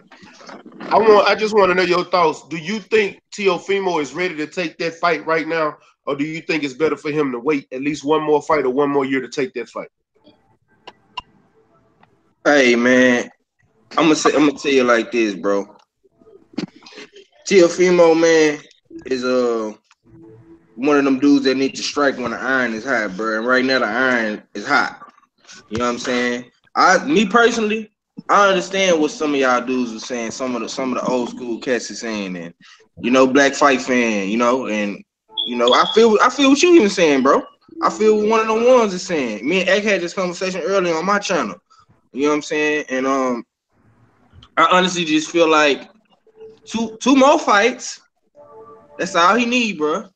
By the end of this year, he can fight Lomachenko. You know what I'm saying? Or the beginning of 2020. You know what I'm saying? He can fight Lomachenko, bro. Hey, 503. Hey, let me ask you this, bro. But what if Teofimo came out right now and said he wanted that Lomo smoke? Would you have a problem with that? Nah. Me either. Me either. Nah, bro. Because people don't understand Teofimo is a decorated amateur as well. You know what I'm saying? Dude got almost over 200 fights in the amateurs. He just like Tank Davis, bro. You know what I'm saying? These dudes got amateur experience, bro. You know what I'm saying? So yeah. Yeah. Go in the chat. Your homie in the chat asking for you. So Kurt Sugar, what you think about that? I think Teofimo should wait because you can't underestimate not only the skill level of Lomo because he can't fight. He ain't the greatest thing since the greatest thing since sliced bread. But you gotta understand that when you're a seasoned pro, even though you only had 13 fights, he had, I believe, 397 amateur fights, 396 and one. I think he went off the top of my head. But experience is major in the sport of boxing. Why rush him? Wait till he get more fights under his belt. He should fight him in 2020, like another year and a half. Make sure Teofimo stay busy because he have the more upside because Lomachenko is coming down, with the shoulder injury and all those fights in the amateurs. I think, taking his toll on his body. But he's not ready. He has that swag and confidence. He may think he ready, because the level of competition, he has to fight somebody in the top 10, top 5 to get him ready for that competition. So you don't know, he beat Mason Menard. Mason Menard was withered because he lost to Haney, and then he knocked out Magladano, but that's not really a test. But he has the athleticism to give Lomachenko problems because you need that, because Lomachenko is going to turn you and you have to beat him to a spot. He has fast twitch muscles, which is a plus, but give him a little bit more time and another year or so, then he'll be ready. Okay. See, that's what I was saying the whole time. I got a question then. How are we calling Lomo a seasoned pro, but we won't give that to Teofimo? Age. Huh? Age, his amateur career. So Joe Joyce is a seasoned pro? Joe Joyce had an amateur record like that. The reason I said, look, Joe Joyce is garbage. Joe Joyce is not even he's not gonna make it. I'm telling you, he's not gonna make it. Yeah, Joe Joyce is a pro without the seasoning. Yeah, I agree. I just think we kind of I think we kind of overselling that season pro thing with Lomo. Okay, he had 100 more amateur fights, but out of Teofimo's 200 and some odd amateur fights, that wasn't enough to get him right to go into the pros. But Loma to me is better naturally gifted. I mean, he, look at his resume already after 13 pro fights. I mean, he's not what they say he is, but watching boxing for a very long time, Loma's not just a regular fighter. Lomo is a special fighter. He is. You have to give him that, man. No, I don't. Not special. I look at Teofimo and I see something that is potentially special. I look at Lomo and I see something that is good. I mean, there wasn't. I think Lomo's a special fighter, man. I don't care who he's fighting. Oh, I'm sorry. Go ahead, I'm sorry. Go ahead, brother. No, go ahead, man. You good? You trump me on this, man. Go ahead. It's like this, man. Loma is not him. He's a humble dude. I don't like what he did with the Adonis Stevenson thing. That bothers me. But you know, this dude after 13 fights, man. You know, after he finished, he'll be a Hall of Famer, and you know he's a special fighter because you could see the skill level in Lomachenko. I mean, he's coming down. That's why his face is puffing up and stuff like that. You know, Teofimo is aggressive, overly aggressive. You know, and I want to see him against better competition. This man made people quit, so I can't ignore, you know, him making Nicholas Walters quit. This man was a killer before Lomachenko. You know, Rigondeaux. Some people saying he was a better counter puncher than Mayweather. He made Rigondeaux look like nothing. And I was like, I was sitting there. Yeah. I was like, damn. I gotta give him props for that. I ain't the one that's gonna take away Loma's credit. The man can fight. Whoever he fight, you're gonna have your hands full. Yeah, Kurt, I've got to agree with you 100%, but I don't even want to talk about that Rigo situation. You know what I'm saying? We can't forget earlier on in his career, he also fought Gary Russell Jr. That's a nice feather in his cap as well. So that just goes to show that we can't take away that Loma is special. You know what I mean? Yeah, it's kind of like let's be balanced about this. Let's not go all the way, you know, over the other side. Lomachenko is a great fighter, and you know, let's not just think that, you know, let's not be too anti Lomachenko, considering the way people have elevated him and so forth. You can't deny his skill set. Lomachenko is a very skilled fighter. Yes, he is. He deserves respect. You can't ignore the workmanship that he's put out there, the results that he's got. But with that being said, measured balance, yeah, I do think Teofimo Lopez has got a chance. You know, a lot of these guys have got a chance, but you know, the other thing as well, we can talk about this. Marlowe's corner said Rigo was too small. Y'all bought the Kool-Aid. Hey man, I don't want to talk about that Rigo situation, man. You know what I mean? It's our Cuban brother. If you calling this man too small, you know, he made the weight. Mosley jumped up 2 divisions and beat De La Hoya. Duran jumped up 2 divisions and beat Sugar Ray Leonard. So it wasn't about weight and height to me. It was about skill set. Lomachenko was just, you know, better than Rigo. He didn't use his weight to beat Rigo. He outboxed him and made him look like an amateur. Yeah, let's not forget, my man Rigo beat a guy called what's his name? Amagasa, a Japanese fighter who was like 5'11", and he tore his face up. He beat Nonito Donaire, who apparently came in at 145 on the night and outboxed him. Rigo's got a history of beating bigger, taller fighters. That whole fight, the Rigo Lomo fight, was all weird. It was weird shit, man. And how old was Rigondeaux? How old was Rigondeaux when he fought Lomachenko? I can't, probably 59 or something, man. You never know Cuban brothers, you know what I'm saying? Something weird, man. So like that, there's just something weird about that fight. I mean, this is my thing about Lomachenko. Lomachenko is a great fighter, but I do feel like he is being rated a little over what he actually is. Like I feel like I'm constantly being told something about Lomachenko that I can see where you would get that idea, but I don't quite see I feel like there's people out there that can beat him. I'll just put it like that. Of course. Caesar Borgia gonna eventually lose. BFTB is in the building. Salute to my brother BFTB. Yes, sir. Yes, sir. Yes, sir. BFTB. How you living, my brother? How you living? Salute, Kings. Salute. What up, BF? Fresh off the graveyard. Fresh off the graveyard, man. More than a few bodies today. Shit, even Yeah. Lewis Coleman, weird ass. Hey, Yeah, I see he him. in the Lewis yeah, Coleman. Lewis he in Coleman the talk chat about right he now. bodied me. That was a lie.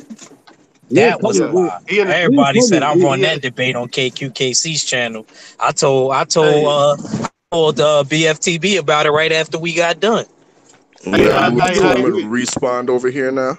Yeah, Nah, Hyphy, because I told him you ain't got to. send his Is email. I he told him being send his turned email back? so we could do part two. Why is he Hold being on real turned quick. Hold on, Mm. Hyphy, you ain't got to block him. I unblocked him. You ain't got to block him. He can talk because I want to see what he got to say too. But he actually talking about Rigo wasn't ready. Quick All right. triggers, fellas. Yeah, Quick that's triggers. man. You don't need to block him for Yeah, that. whoa, hold on a second. Hey, Hold on a second. Lewis Coleman, let me explain something to your bitch ass. Let me explain something to you, all right? I gave you the link several times, you fucking clown. I started a whole, I made a live on Saturday. I don't even do lives on Saturday. I did a live on Saturday specifically for you. There was an issue the first time. I sent you the email and waited for an hour and a half. Your bitch ass never showed up. So don't run your fucking mouth, clown. You still got my link. You still got it. hold You on. can still get He that was, work. hey, Hyphy, he was. Oh well, you can get rid of. I didn't know he was disrespectful to none. I didn't see it. But if you was, hey, homie, you Fucking clown, disrespectful dude. to the homie, you got to go. He a So, fucking hey, clown. Hyphy, Lewis Coleman's a hey, clown. This dude, listen, this strike dude told upon me, him with straight vengeance, bro, and he'll know. Lewis Coleman told me he couldn't debate me because Pulp he was fixing Fiction. his boiler. He said he was fixing Oh his boiler, Lord, so he couldn't debate me. Like, listen, yeah, but yeah, you he can. stayed typing in the chat. Bitch ass nigga. Yeah, you can strike him down with great vengeance, and he shall know the Lord. Oh no, that's my But Pulp yeah, Fiction. hey, Samuel Jackson. yeah. So BFTB, we're gonna ask you the same question. This is gonna be the last time I ask this because I do want to get to Dillian White. But all right, what's your thought on Teofimo Lopez right now? As far as him facing Lomachenko, do you think he needs to face him right now next, or you think he should take at least 1 or 2 more fights, or wait another year? I think Teofimo Lopez right now would be a good fight for Lomachenko. I think it'd be a good fight. I would favor Lomachenko, not very much, but I would favor him just because Lomachenko he's not exposed. Lomachenko is not exposed. Lomachenko is a good ass fighter. He's a good ass fighter, regardless of what anybody says. Lomachenko is a good ass fighter. You know what I'm saying? The problem with Lomachenko is he got touched by Linares, which showed everybody. He got mauled by Salido, and he got touched. And if there was a couple more rounds, let's be 100 with ourselves. If there was maybe a round or two more, I think Lomachenko would have beat Salido. If there would have been a round or two more, he may have stopped him, to be honest. But this Lopez dude styles make fights. I can't say this enough. Styles. You know what I'm saying? Teofimo Lopez, this dude is not, he don't have this fear to be no mas. You know what I'm saying? He's looking in there to go ahead and get you up out of there. He's got, to me, I think right now, the person that could potentially beat Lomachenko, potentially has the best opportunity is Tank Davis. That's who I think has the best opportunity. But Teofimo is up and coming. I think right now, I think Teofimo would lose to Loma right now. At this moment. I think if he fights him in a year he stops him. In a year he stops him. There you go. Y'all heard it. Y'all heard it from BFTV. See, I said personally he needs to wait 1 more year. Well, I said he needs to take 1 more fight. I don't say 1 more year. I say 1 more step up fight. Another step up fight. Anthony Crolla, Richard. I mean not Richard Kamea. Hell, Robert Easter. You know, somebody that step up right there and then take that fight. Even Kurt said wait. Legendary said wait. One of them ones said wait. I think X said go ahead and strike now. 503 said strike while the fire's hot, but he said if he take 1 or 2 more fights, he's not tripping. I think PK said he wouldn't trip if he took the fight now. I'm just not seeing it. I'm not ready for him to take that fight yet. Roughhouse said he thinks Teofimo go in there and beat up Lomo. That's what Roughhouse said. I disagree, man. I disagree. Right. Not right now. So now that I think he put some things on that boy. So now that I got everybody here, man, did everybody see that interview yesterday with Coogan Cassius? Of course, I just body motherfuckers on that. That's what I left the graveyard with. With Coogan and the So blouse snatcher. Yeah. Yeah, I done So seen that. Interesting times. yeah, so Eddie Hearn back on that bullshit again. So as far as I want to touch on a couple things, we can touch on the rest of it tomorrow because we only got 25 minutes. So as far as what Dillian White was saying about the rematch clause and everything like that, and he was gonna do the same thing with Chisora, but yet Eddie Hearn couldn't do the same thing for him, and Anthony Joshua said if they do a rematch, it's 50-50. Now, does that make y'all look at the negotiations with Wilder? Did that just clarify those negotiations in your eyes? I mean, Yeah. shit. It didn't surprise me. It didn't surprise me at all. Like, yeah, I like I said, I didn't left the graveyard just fresh off of body of motherfuckers off of this exact same thing. So I mean, I'll let everybody else go, and then I'll go ahead and jump in. Okay. But yeah, it kind of it solidifies exactly what we've been saying for months, a year now. That they doing everything in their power to not make this fight happen. As far as the rematch clause go, as far as the money go, as far as the percentage splits go, every aspect of it. Because the worst thing that Eddie Hearn let happen was he let Dillian White come over here to the United States.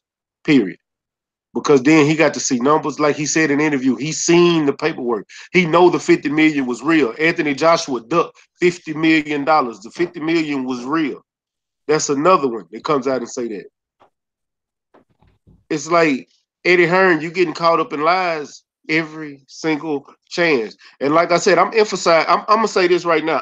It's 49 people in the building. Smash that like button. And I'm gonna emphasize what Black Fight Fan said yesterday. He said he's putting up $2,000 for any media member that goes in there in a press conference or goes in interview or is reporting on the fight, and you talk to Anthony Joshua or Eddie Hearn to bring up facts and catch them in a lie. Give us some content. $2,000. He said he's gonna talk to Fanon. He said he's gonna talk to 78. I said I'm gonna put something in on it. I'm asking any of my fellow LDBC brethren to put something in on it because I'm with him. We putting the bounty on their head and get these hoes out their element. True. So I'm with it. But y'all cook on that topic. All right. Well, I mean, you leave the door open to the graveyard, and you already know I'm gonna come in this bitch. So I try to give y'all some opportunity. I don't want to feast. Fuck it. Listen, man, this dude, the hypocrisy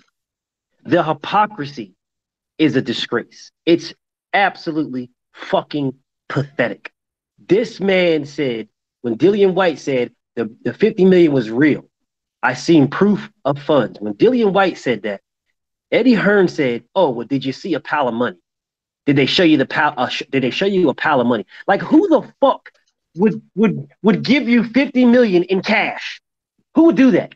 Who would just say, oh, well, here's the 50 million. See, here's the vault. Let me open up the vault right quick. Look at this 50 million stacked up in cash that I was going to give to Anthony Joshua. Who does that? Listen, if that was the case, and like I said on my live, if that was the case, well, did you see the stack of money that equaled 15 million that Eddie Hearn was going to give to Deontay Wilder? Did anybody see that stack of money? Because if you're saying a company, an organization, an industry, these people in the PBC, i.e. Al Heyman, who just did 4 $500 million deals, 4 of them. If you're telling me that this guy can't come up with $50 million when Eddie Hearn, the only deal he's done is not even his money, and it's a DAZN deal. That's not even his money. He didn't make that money. That's the war chest that he has to use to make fights. Al Heyman and the PBC made 4. They did two deals for $500 million, and then did 2 deals for $1 billion to get the PBC off the ground, and then this new deal they just did. That's two $500 million deals. Then they made $500 million twice with Floyd Mayweather, and then they made another one with Conor McGregor. Bro, there is lineage, history of good deals on the PBC side.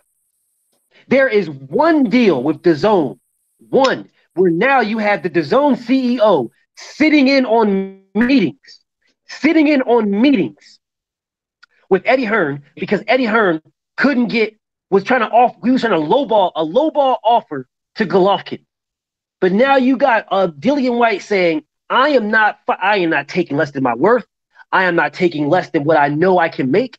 I'm not taking less than that. He came over here. He saw the bag. He saw reality. He saw that, look, man, if you were here doing what you're doing from this perspective, this is how much money you can make. This is the exposure you can get. He saw all that. So when he went over there back with this fucking liar, you know what I'm saying? This liar, Eddie Hearn, blatant fucking liar. Just absolutely disgraceful liar. But he's smart at what he does.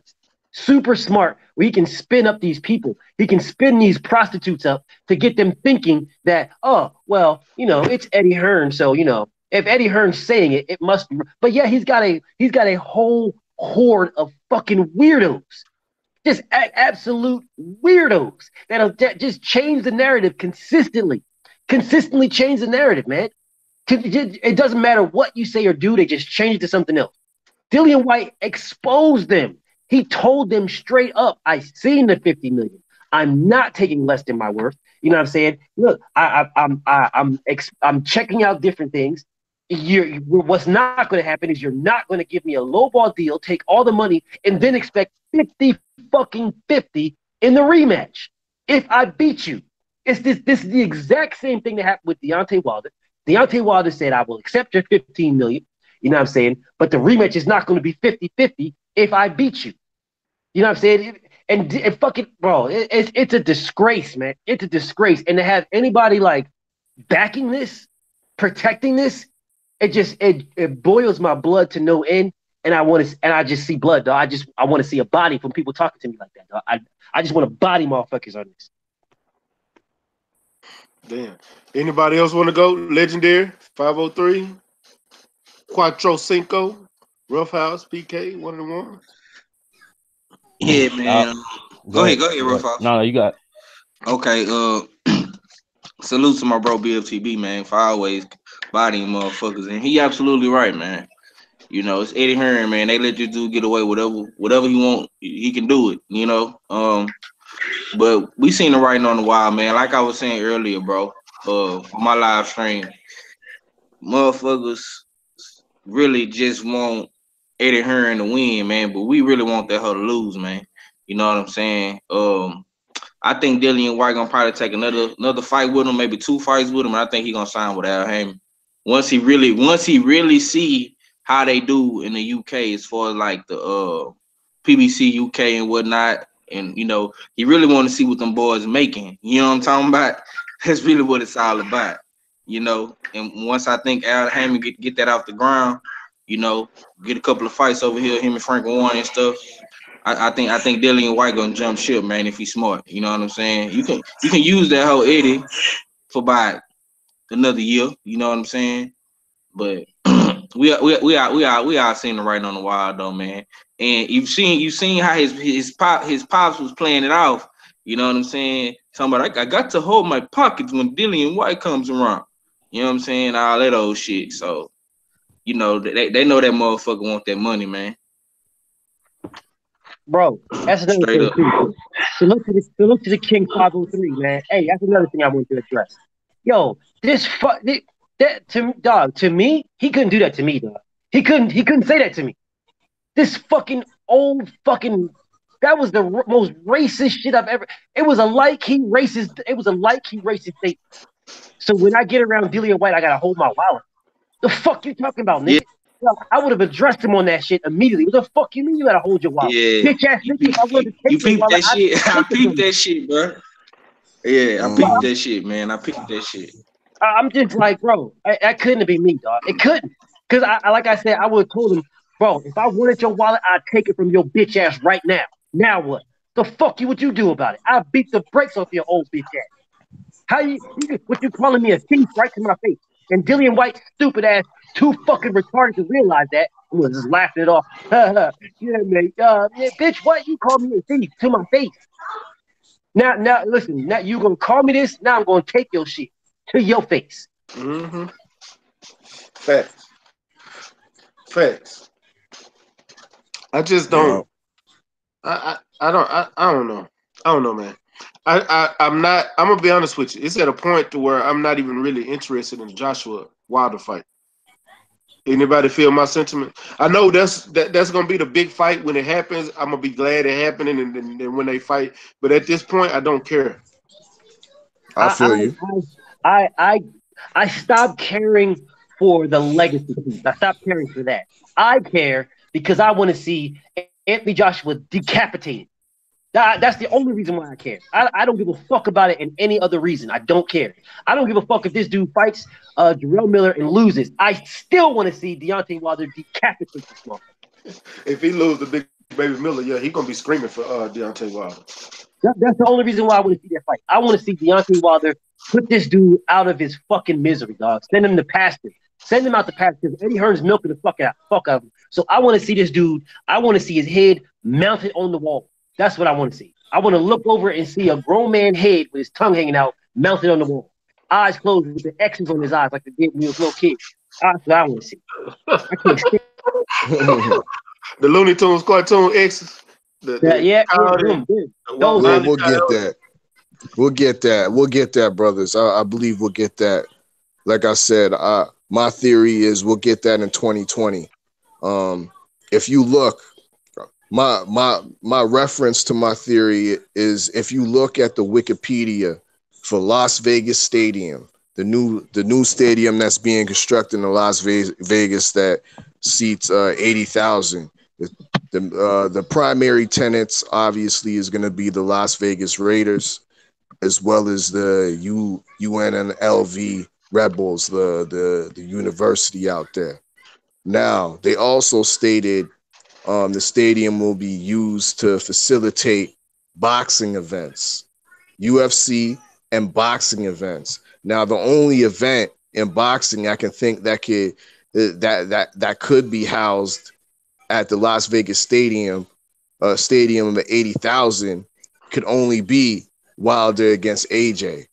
I don't believe there's another fight in boxing that's big enough to be housed in that setting in Las Vegas. Does anybody else think so? Hey, hold on real quick. Hey, Justin, don't put your phone number on there, bro. Yeah, delete that message, man. Yeah, please. Don't put your phone number. Don't put your phone number on the internet like that. I know you're young and everything, but you can't do that even though you want it for somebody. You might have to just message BFTV on the back end. Or BFTV go grab his number real quick because I'm going to delete that message. I didn't see that shit. Yeah. No, he literally said call him, it's some emergency. But yeah, I can't. Yeah, don't put your number out there like that because you don't know who's in the chat that that might get the number. Be some weirdos. Yeah, exactly, bro. Yeah, don't do that. And the panel full, I can't get you on. But salute to the chat though. salute to the chat. But yeah, back to what we was talking about. Yeah, go ahead. I'm sorry, I didn't mean to cut y'all off. I just want to put that out there. Well, I don't know what UFC event it would be, but Khabib already said he's not fighting in Las Vegas anymore. He's not fighting in Nevada, so it won't be that. I don't know. Yeah, the biggest fights I can think of to be housed at something that grand, something that big, would only be Wilder and AJ. You know what I mean? So that's what I'm thinking. Like all this back and forth is parties. It's all marination tactics, and we gonna get this fight.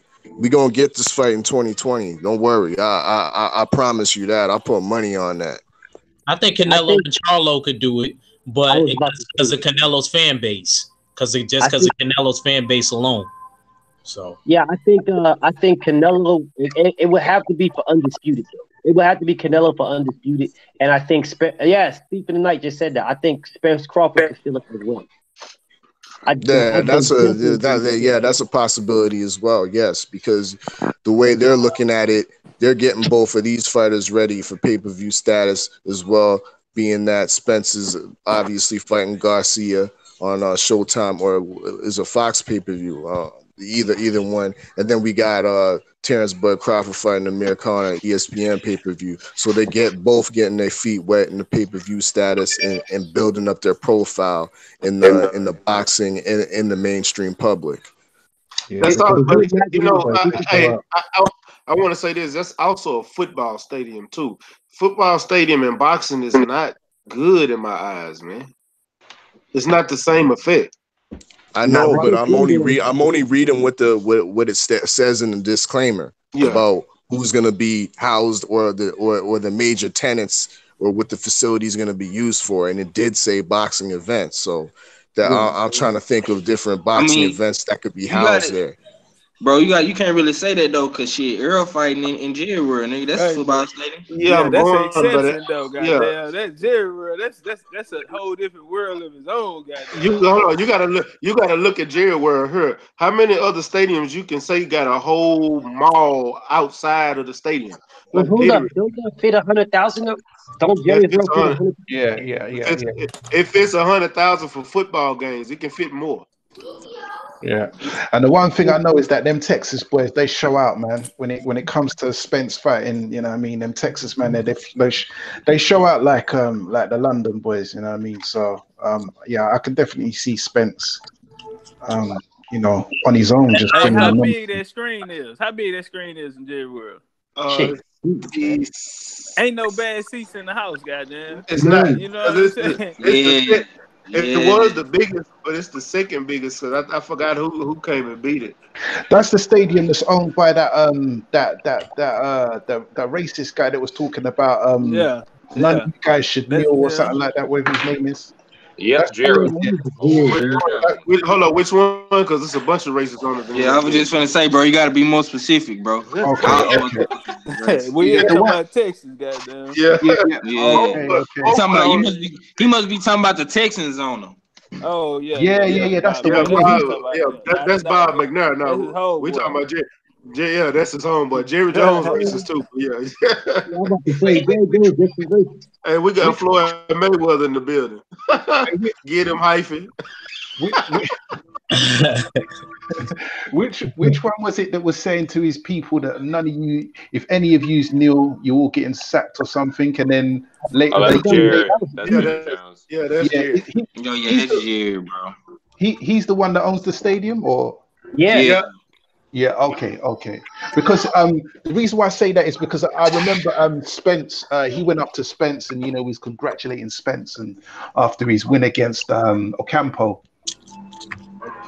Yeah. AJ say that's what he want to fight at. Yeah. He said that's what he want to fight at in America. Yeah. He said that last year on Stephen A. Smith radio show. Yeah, facts. Hey, Kurt, what you think about all this, Kurt? Yeah, read the question again. I'm sorry. Hey, well, our fellow was talking about the stadium in Vegas. They building for the Raiders is going to primarily hold football and boxing events, and it holds up to 80,000 people. We were talking about some of the fights today. They probably put in there. Well, a new stadium in Vegas is always a good look. I remember the new stadium, the Mirage. The first fight was Evander Holyfield versus Buster Douglas, but it didn't have the old, Caesar's Palace flavor, but we'll see, what happens with the new stadium.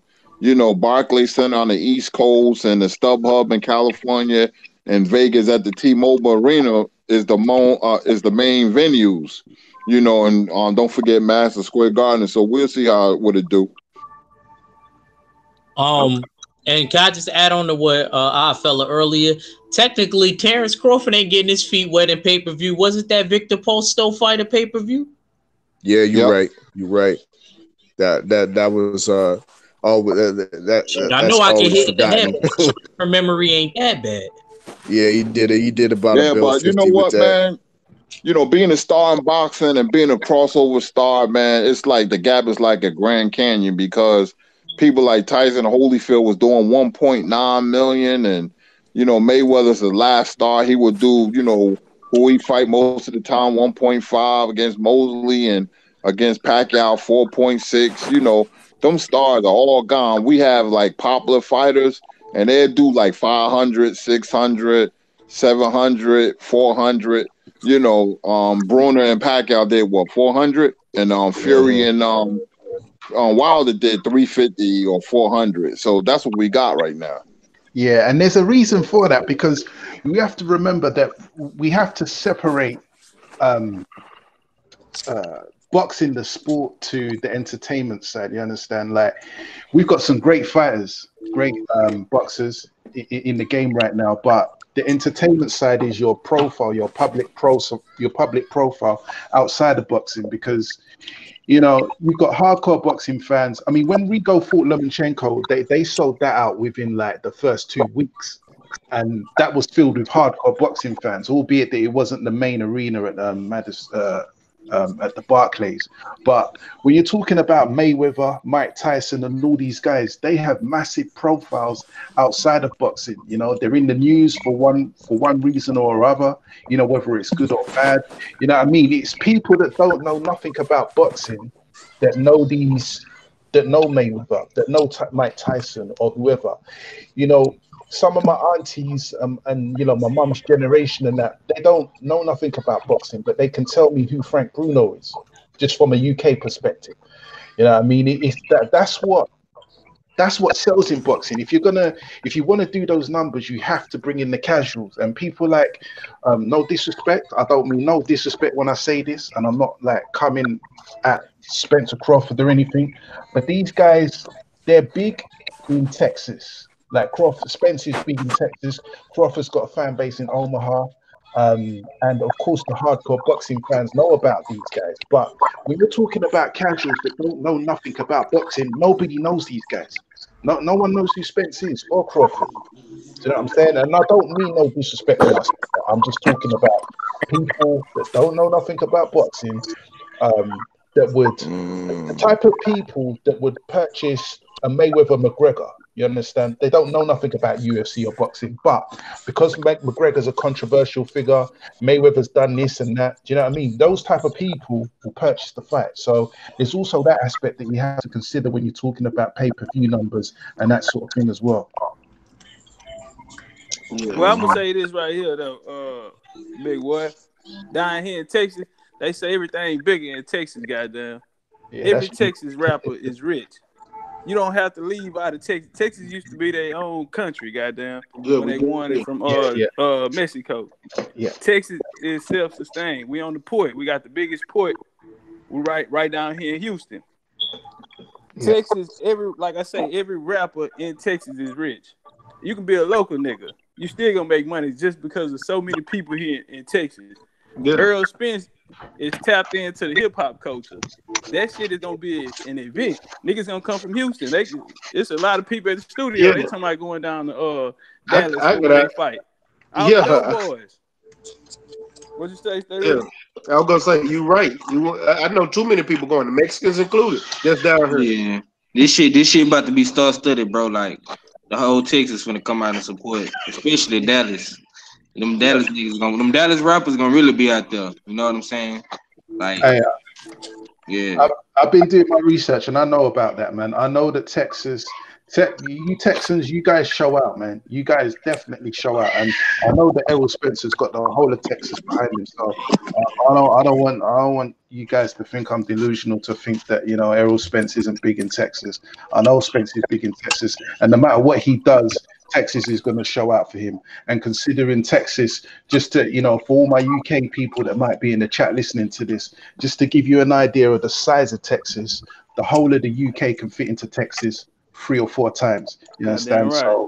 So Texas is, and as Top Cats was saying, you know, Texas used to be its own damn country, and still to this day, Texas, a lot of Texans, they kind of, you know, see themselves as their own country. They kind of even want to secede from the United States. They want to do their own thing, you know what I mean? But we're going to get into all of that because I'm going to have you brothers on my show, and Man, you keep saying that shit. God, I know.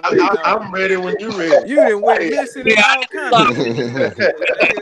Yeah, you know, they got me wrapped up, man. They got me wrapped up. So I was gonna pull the trigger on that, but they got me in Brixton prison right now, man. Because you know, so I've set up my new live stream. I want to get a few more sub to that. They got you in Brixton, and they got Ack and Sing Sing. Don't worry, I'm though. I'm John Dillon. Man, that nigga on Rikers Island, man. That nigga on the island, man. Yeah, I think he on Alcatraz because he done broke out. he goes back at night. Yeah. Oh man. Hey man, y'all, it's 7:01, man. Let's go ahead and get some last words because y'all know the big homie is 78. The general is getting ready to go live. So let's get some last words. The odd fella. Once again, always appreciate you shooting that link. Always, you know what I mean, love chopping it up with the brothers, the usual suspects in the dig, 503 Lions, legendary Top Cats, PK Boxing and MMA. That was a nice little live stream you had earlier on. In the dig, one of them ones, OG Kurt Sugar Anderson, my guy BFTB, the livest YouTube Undertaker on YouTube. In the dig, Quattro Cinco, that boy box, Rough House Boxing. In the dig, and lastly, I just wanted to say one last thing about loose lips sink ships. And that's what Dillian White's been doing. He's been talking a lot, and he's been sinking the ship slowly sinking the ship of Matchroom. He also exposed that whole DAZN, the whole DAZN situation, stating that Eddie's been pretty much was forced to go to America. You know what I mean? Because DAZN needed something. You know what I mean, to boost their American numbers. So they had to go with AJ and Miller instead of going with him at the Wembley. He also exposed another thing that was quite telling with regards to AJ's situation with VADA, and Dillian White said he didn't want to fuck with AJ unless he enrolled to VADA. You know, dig. So I felt that quite interesting. You know, dig. When's he get on the? I've been always saying, when's AJ going to be on the clean boxing program? And until he enrolls and enlists to the clean boxing program, that's the only time we'll know he'll be serious in being the undisputed champion. Because in order to get that WBC strap, you got to be enrolled. In the dig. But whatever, it's your favorite gig, your most hated odd fella, and I'll be back for another live stream. And I'm Gizon. Salute. Hey, let me get some last ones. One of them ones. Yeah. Salute to everyone that's come through in the chat. Respect, man. And follow as I say, they got me wrapped up right now, so I can't do no live streams, but I've set up another channel.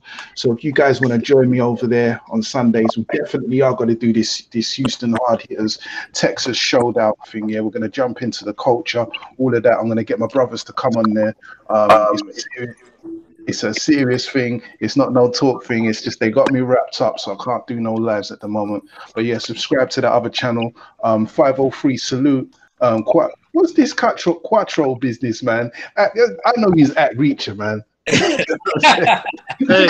hey, well, you know, at Reacher 45, Quattro Cinco 45. Okay, I got you. I knew Cinco. I knew the Cinco part, but yeah, best fight the best. You know what I mean? Doing his thing. It's got those incinerators on full blast as usual.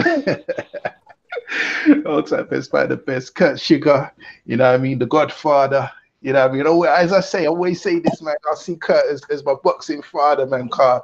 When I first jumped on the live, it was Kurt that was there, schooled me, you know what I mean, and told me, gave me some new dimensions. He told me about the fast twitch muscle. He just casually came out with that, and I said, "Yo, Kurt, run that by me again." You know what I mean? Because he's dropping those jewels, man. So and he's old enough to be my very young father as well, man. So I've always got love and respect for Kurt Sugar, the legendary Top Cats, my brother. You know what I mean? I always like to hear you whenever you speak. I like to listen because you educate me as well, man. So salute to my brother Top Cat, PK, my consultant.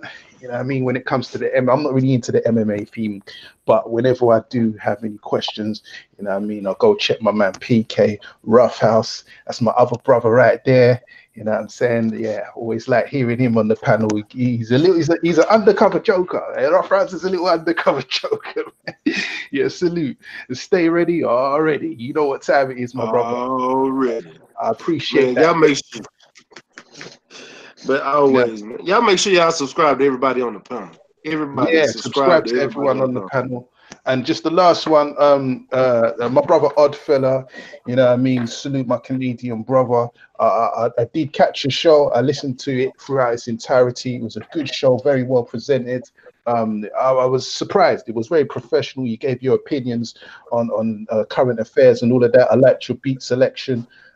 So salute, go check out my man Oddfella's radio show as well. And salute to everyone on the panel. It's your boy, one of them ones, and I'm out. Peace. Peace. Yeah, man. Hey, salute. Hey, and I appreciate the shout out on your radio show too, fella. Man, salute to you, my brother. Yeah, Well, he that's what shouted it out is. me and That's what it is. BFTV. Every single week, man. That's what we do. You know what I mean? Because I'm with y'all. You know what I mean? During the weekdays, so it's got to reciprocate the love during the weekends. It ain't nothing different. You know what I mean? So that's what it is. Salute. PK, let me get some last words, my brother. Man, once again, it is really an honor and a privilege to be part of the boxing conversation. I appreciate you sending me the link, Mac. I don't want to forget anybody, so I just want to give a big salute to everybody on the panel. Peace to everyone in the chat. And a shout out and salute to the Mighty LDBC and the Mighty LDMMAC, man. Mac, thanks again. Shout out to the Houston Hard Hitters. And hey, y'all have a good one, man. I'll catch you next time. Already, man. Already. Kurt, BFTV, there you go. Let me get some last words, my brother, because I know you about to shoot over there to the General's channel as well. For sure. Look, man, I got work to do, man. I'm still burying bodies for my life. I'm about to go get some more on this one. You know what I'm saying? Drag them on over to the LDBC graveyard and put them on up there. You know what I'm saying? Put a little stone on them.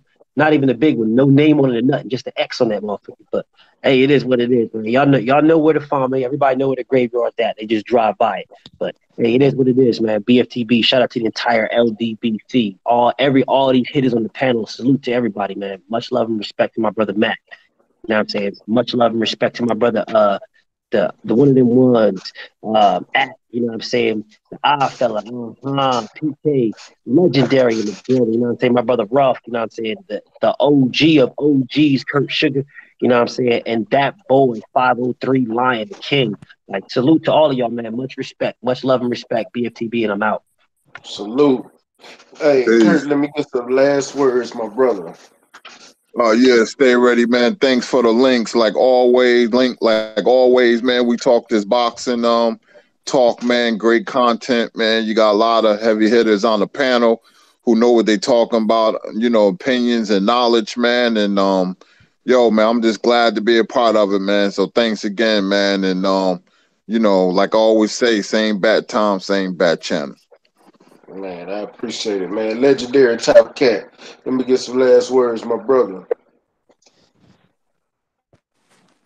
You there, legendary? Man, yeah, I'm here. Man, it's always love, man, coming through that 5 o'clock hour. Can't get here no quicker, you feel me? Coming through here, man. It's just a different feel, man. It's a different vibe, you know what I'm saying? But everybody turning down from their day, most people and shit, you know what I'm saying? Coming here and this here just keep you energized, man. But salute to everybody on the panel, man, all the kings, man.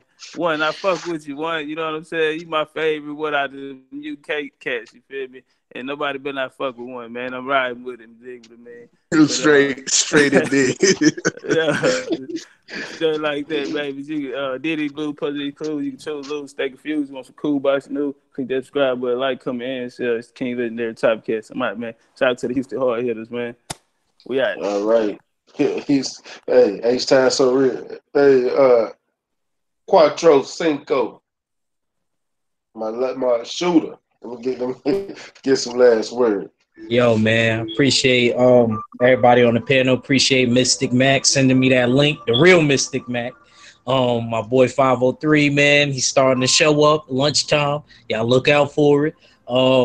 Man, I ain't gonna lie, we just doing our thing. Shout out to the LDBC, and I'll get at you guys on the next one. Already. 503, close us out, my brother. Oh man, salute to everybody, man. Salute to the mighty LDBC, Smoke City Mobcast, man. Be sure to check us out. You know what I'm saying? What happened? You went mute on me. What's your time? Oh, that's why. Yeah, my bad, man. Salute to everybody though on the panel though. Kurt Sugar, Act, PK, Roughhouse. You know what I'm saying? BFTB, Legendary, all fella, one of the ones, my UK boy, you know what I'm saying? Top boy, you know what I'm saying? And you feel me? This another epic show, man, so we're gonna keep doing our thing. And shit. When we gonna have that other interview, bro? Probably I got one I gotta do this week because I'm gonna help somebody out down here that's trying to sell some things getting ready for Valentine's Day. But we're gonna have one this weekend. Calvin, I'm gonna holler at you on the back end. But we got some interviews coming. All right, yeah, I was talking to Georgetta today. She's just getting settled in LA. So hopefully we'll be getting that one pretty soon. That's George Foreman's daughter. Okay. Yeah, man. Just know that we working out there, man.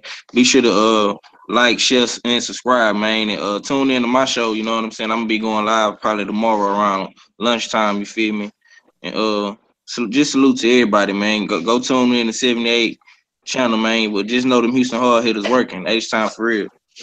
Yeah, man. Salute to y'all, man. Make sure y'all go check my boy 503 out. He's starting to go live and do his thing every day about noon. That lunchtime drive. You know what I'm talking about? To keep you while you getting your lunch and everything while you on your day of work. You can listen to some cool boxing news on 503's channel.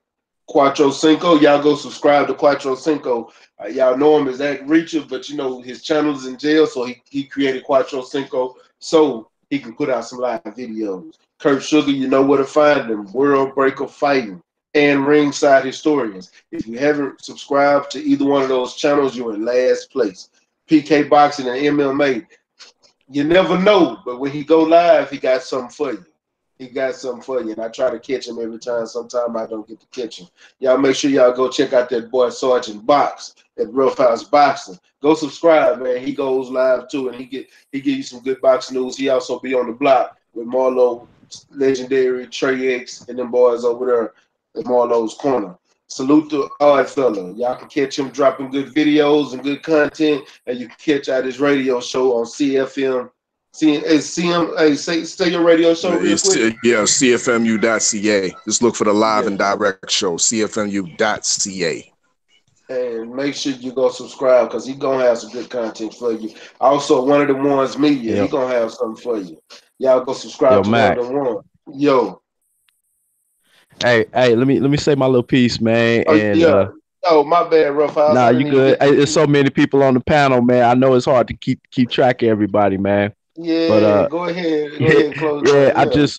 I just wanted to say, first off, if you're not subscribed to StayReadyBoxingTV and 503 Line, you're slipping on your pimping. Salute to the Houston Hard Hitters. Hey, shout out to everybody that was on the panel today. And I just want to end by saying I don't always pick somebody to beat Lomachenko, but when I do, it's Teofimo Lopez. And fella, man, hey, I need to holler at you on the backside, bro, about the radio thing, bro. I got a track I want to shoot to you, man. But hey, salute to everybody. That's what's up, man. Let me find out you rapping on the side. Oh yeah, man, we getting down bars. But that's what's up, man. Hey, everybody out there, man. Hey, subscribe to all these cats that's on the panel because they all putting in work, putting out good content, man. Giving y'all that good boxing talk, man. Y'all already know what it is. I am that boy Box. This is Roughhouse Boxing TV. Y'all make sure y'all stop by the house. Just remember to wipe your feet, close the door behind you. That's what's up. Gee. Man, salute. I apologize again, Roughhouse. Man, ain't no thing, bro. Like I said, you got 50 people on the panel. I know. And we have a good conversation, you know, and people just dropping in. Man, I just appreciate it, man. And we are working. We got some interviews coming. We got some other things coming. We got some things in the back coming. I gotta give Yeah, don't forget about Legendary, bro. Legendary is a part of the Houston Hard Hitters too, because man, I'm working on something big. We probably I don't know, man. We might be. I'm looking to get paid and get off this YouTube thing, and I'm in talks with somebody right now on some major things. I will keep y'all updated. This YouTube is still gonna be going. I'm not gonna just stop it because this is what's growing me. This is y'all know me here, so it's coming. But I got something coming for y'all in these Houston Hard Hitters. We talking about getting some serious cake. So man, hey, salute to everybody that's following me. Y'all make sure y'all smash that like button, hit that subscribe button, and hit that bell icon so you can get notifications every time I go live and every time I drop some content, man. And like I said, man, I just appreciate everybody to come through and rock with me because we in this thing rocking like a cutout stock, you know what I'm talking about? But hey, salute to everybody. And it's your boy Mac with the usual suspects on a good boxing conversation. And we live on Stay Ready Boxing TV. But I'm gonna tell y'all, you know you ain't gotta get ready if you stay ready. Hey, one. Peace. Time for real. Peace.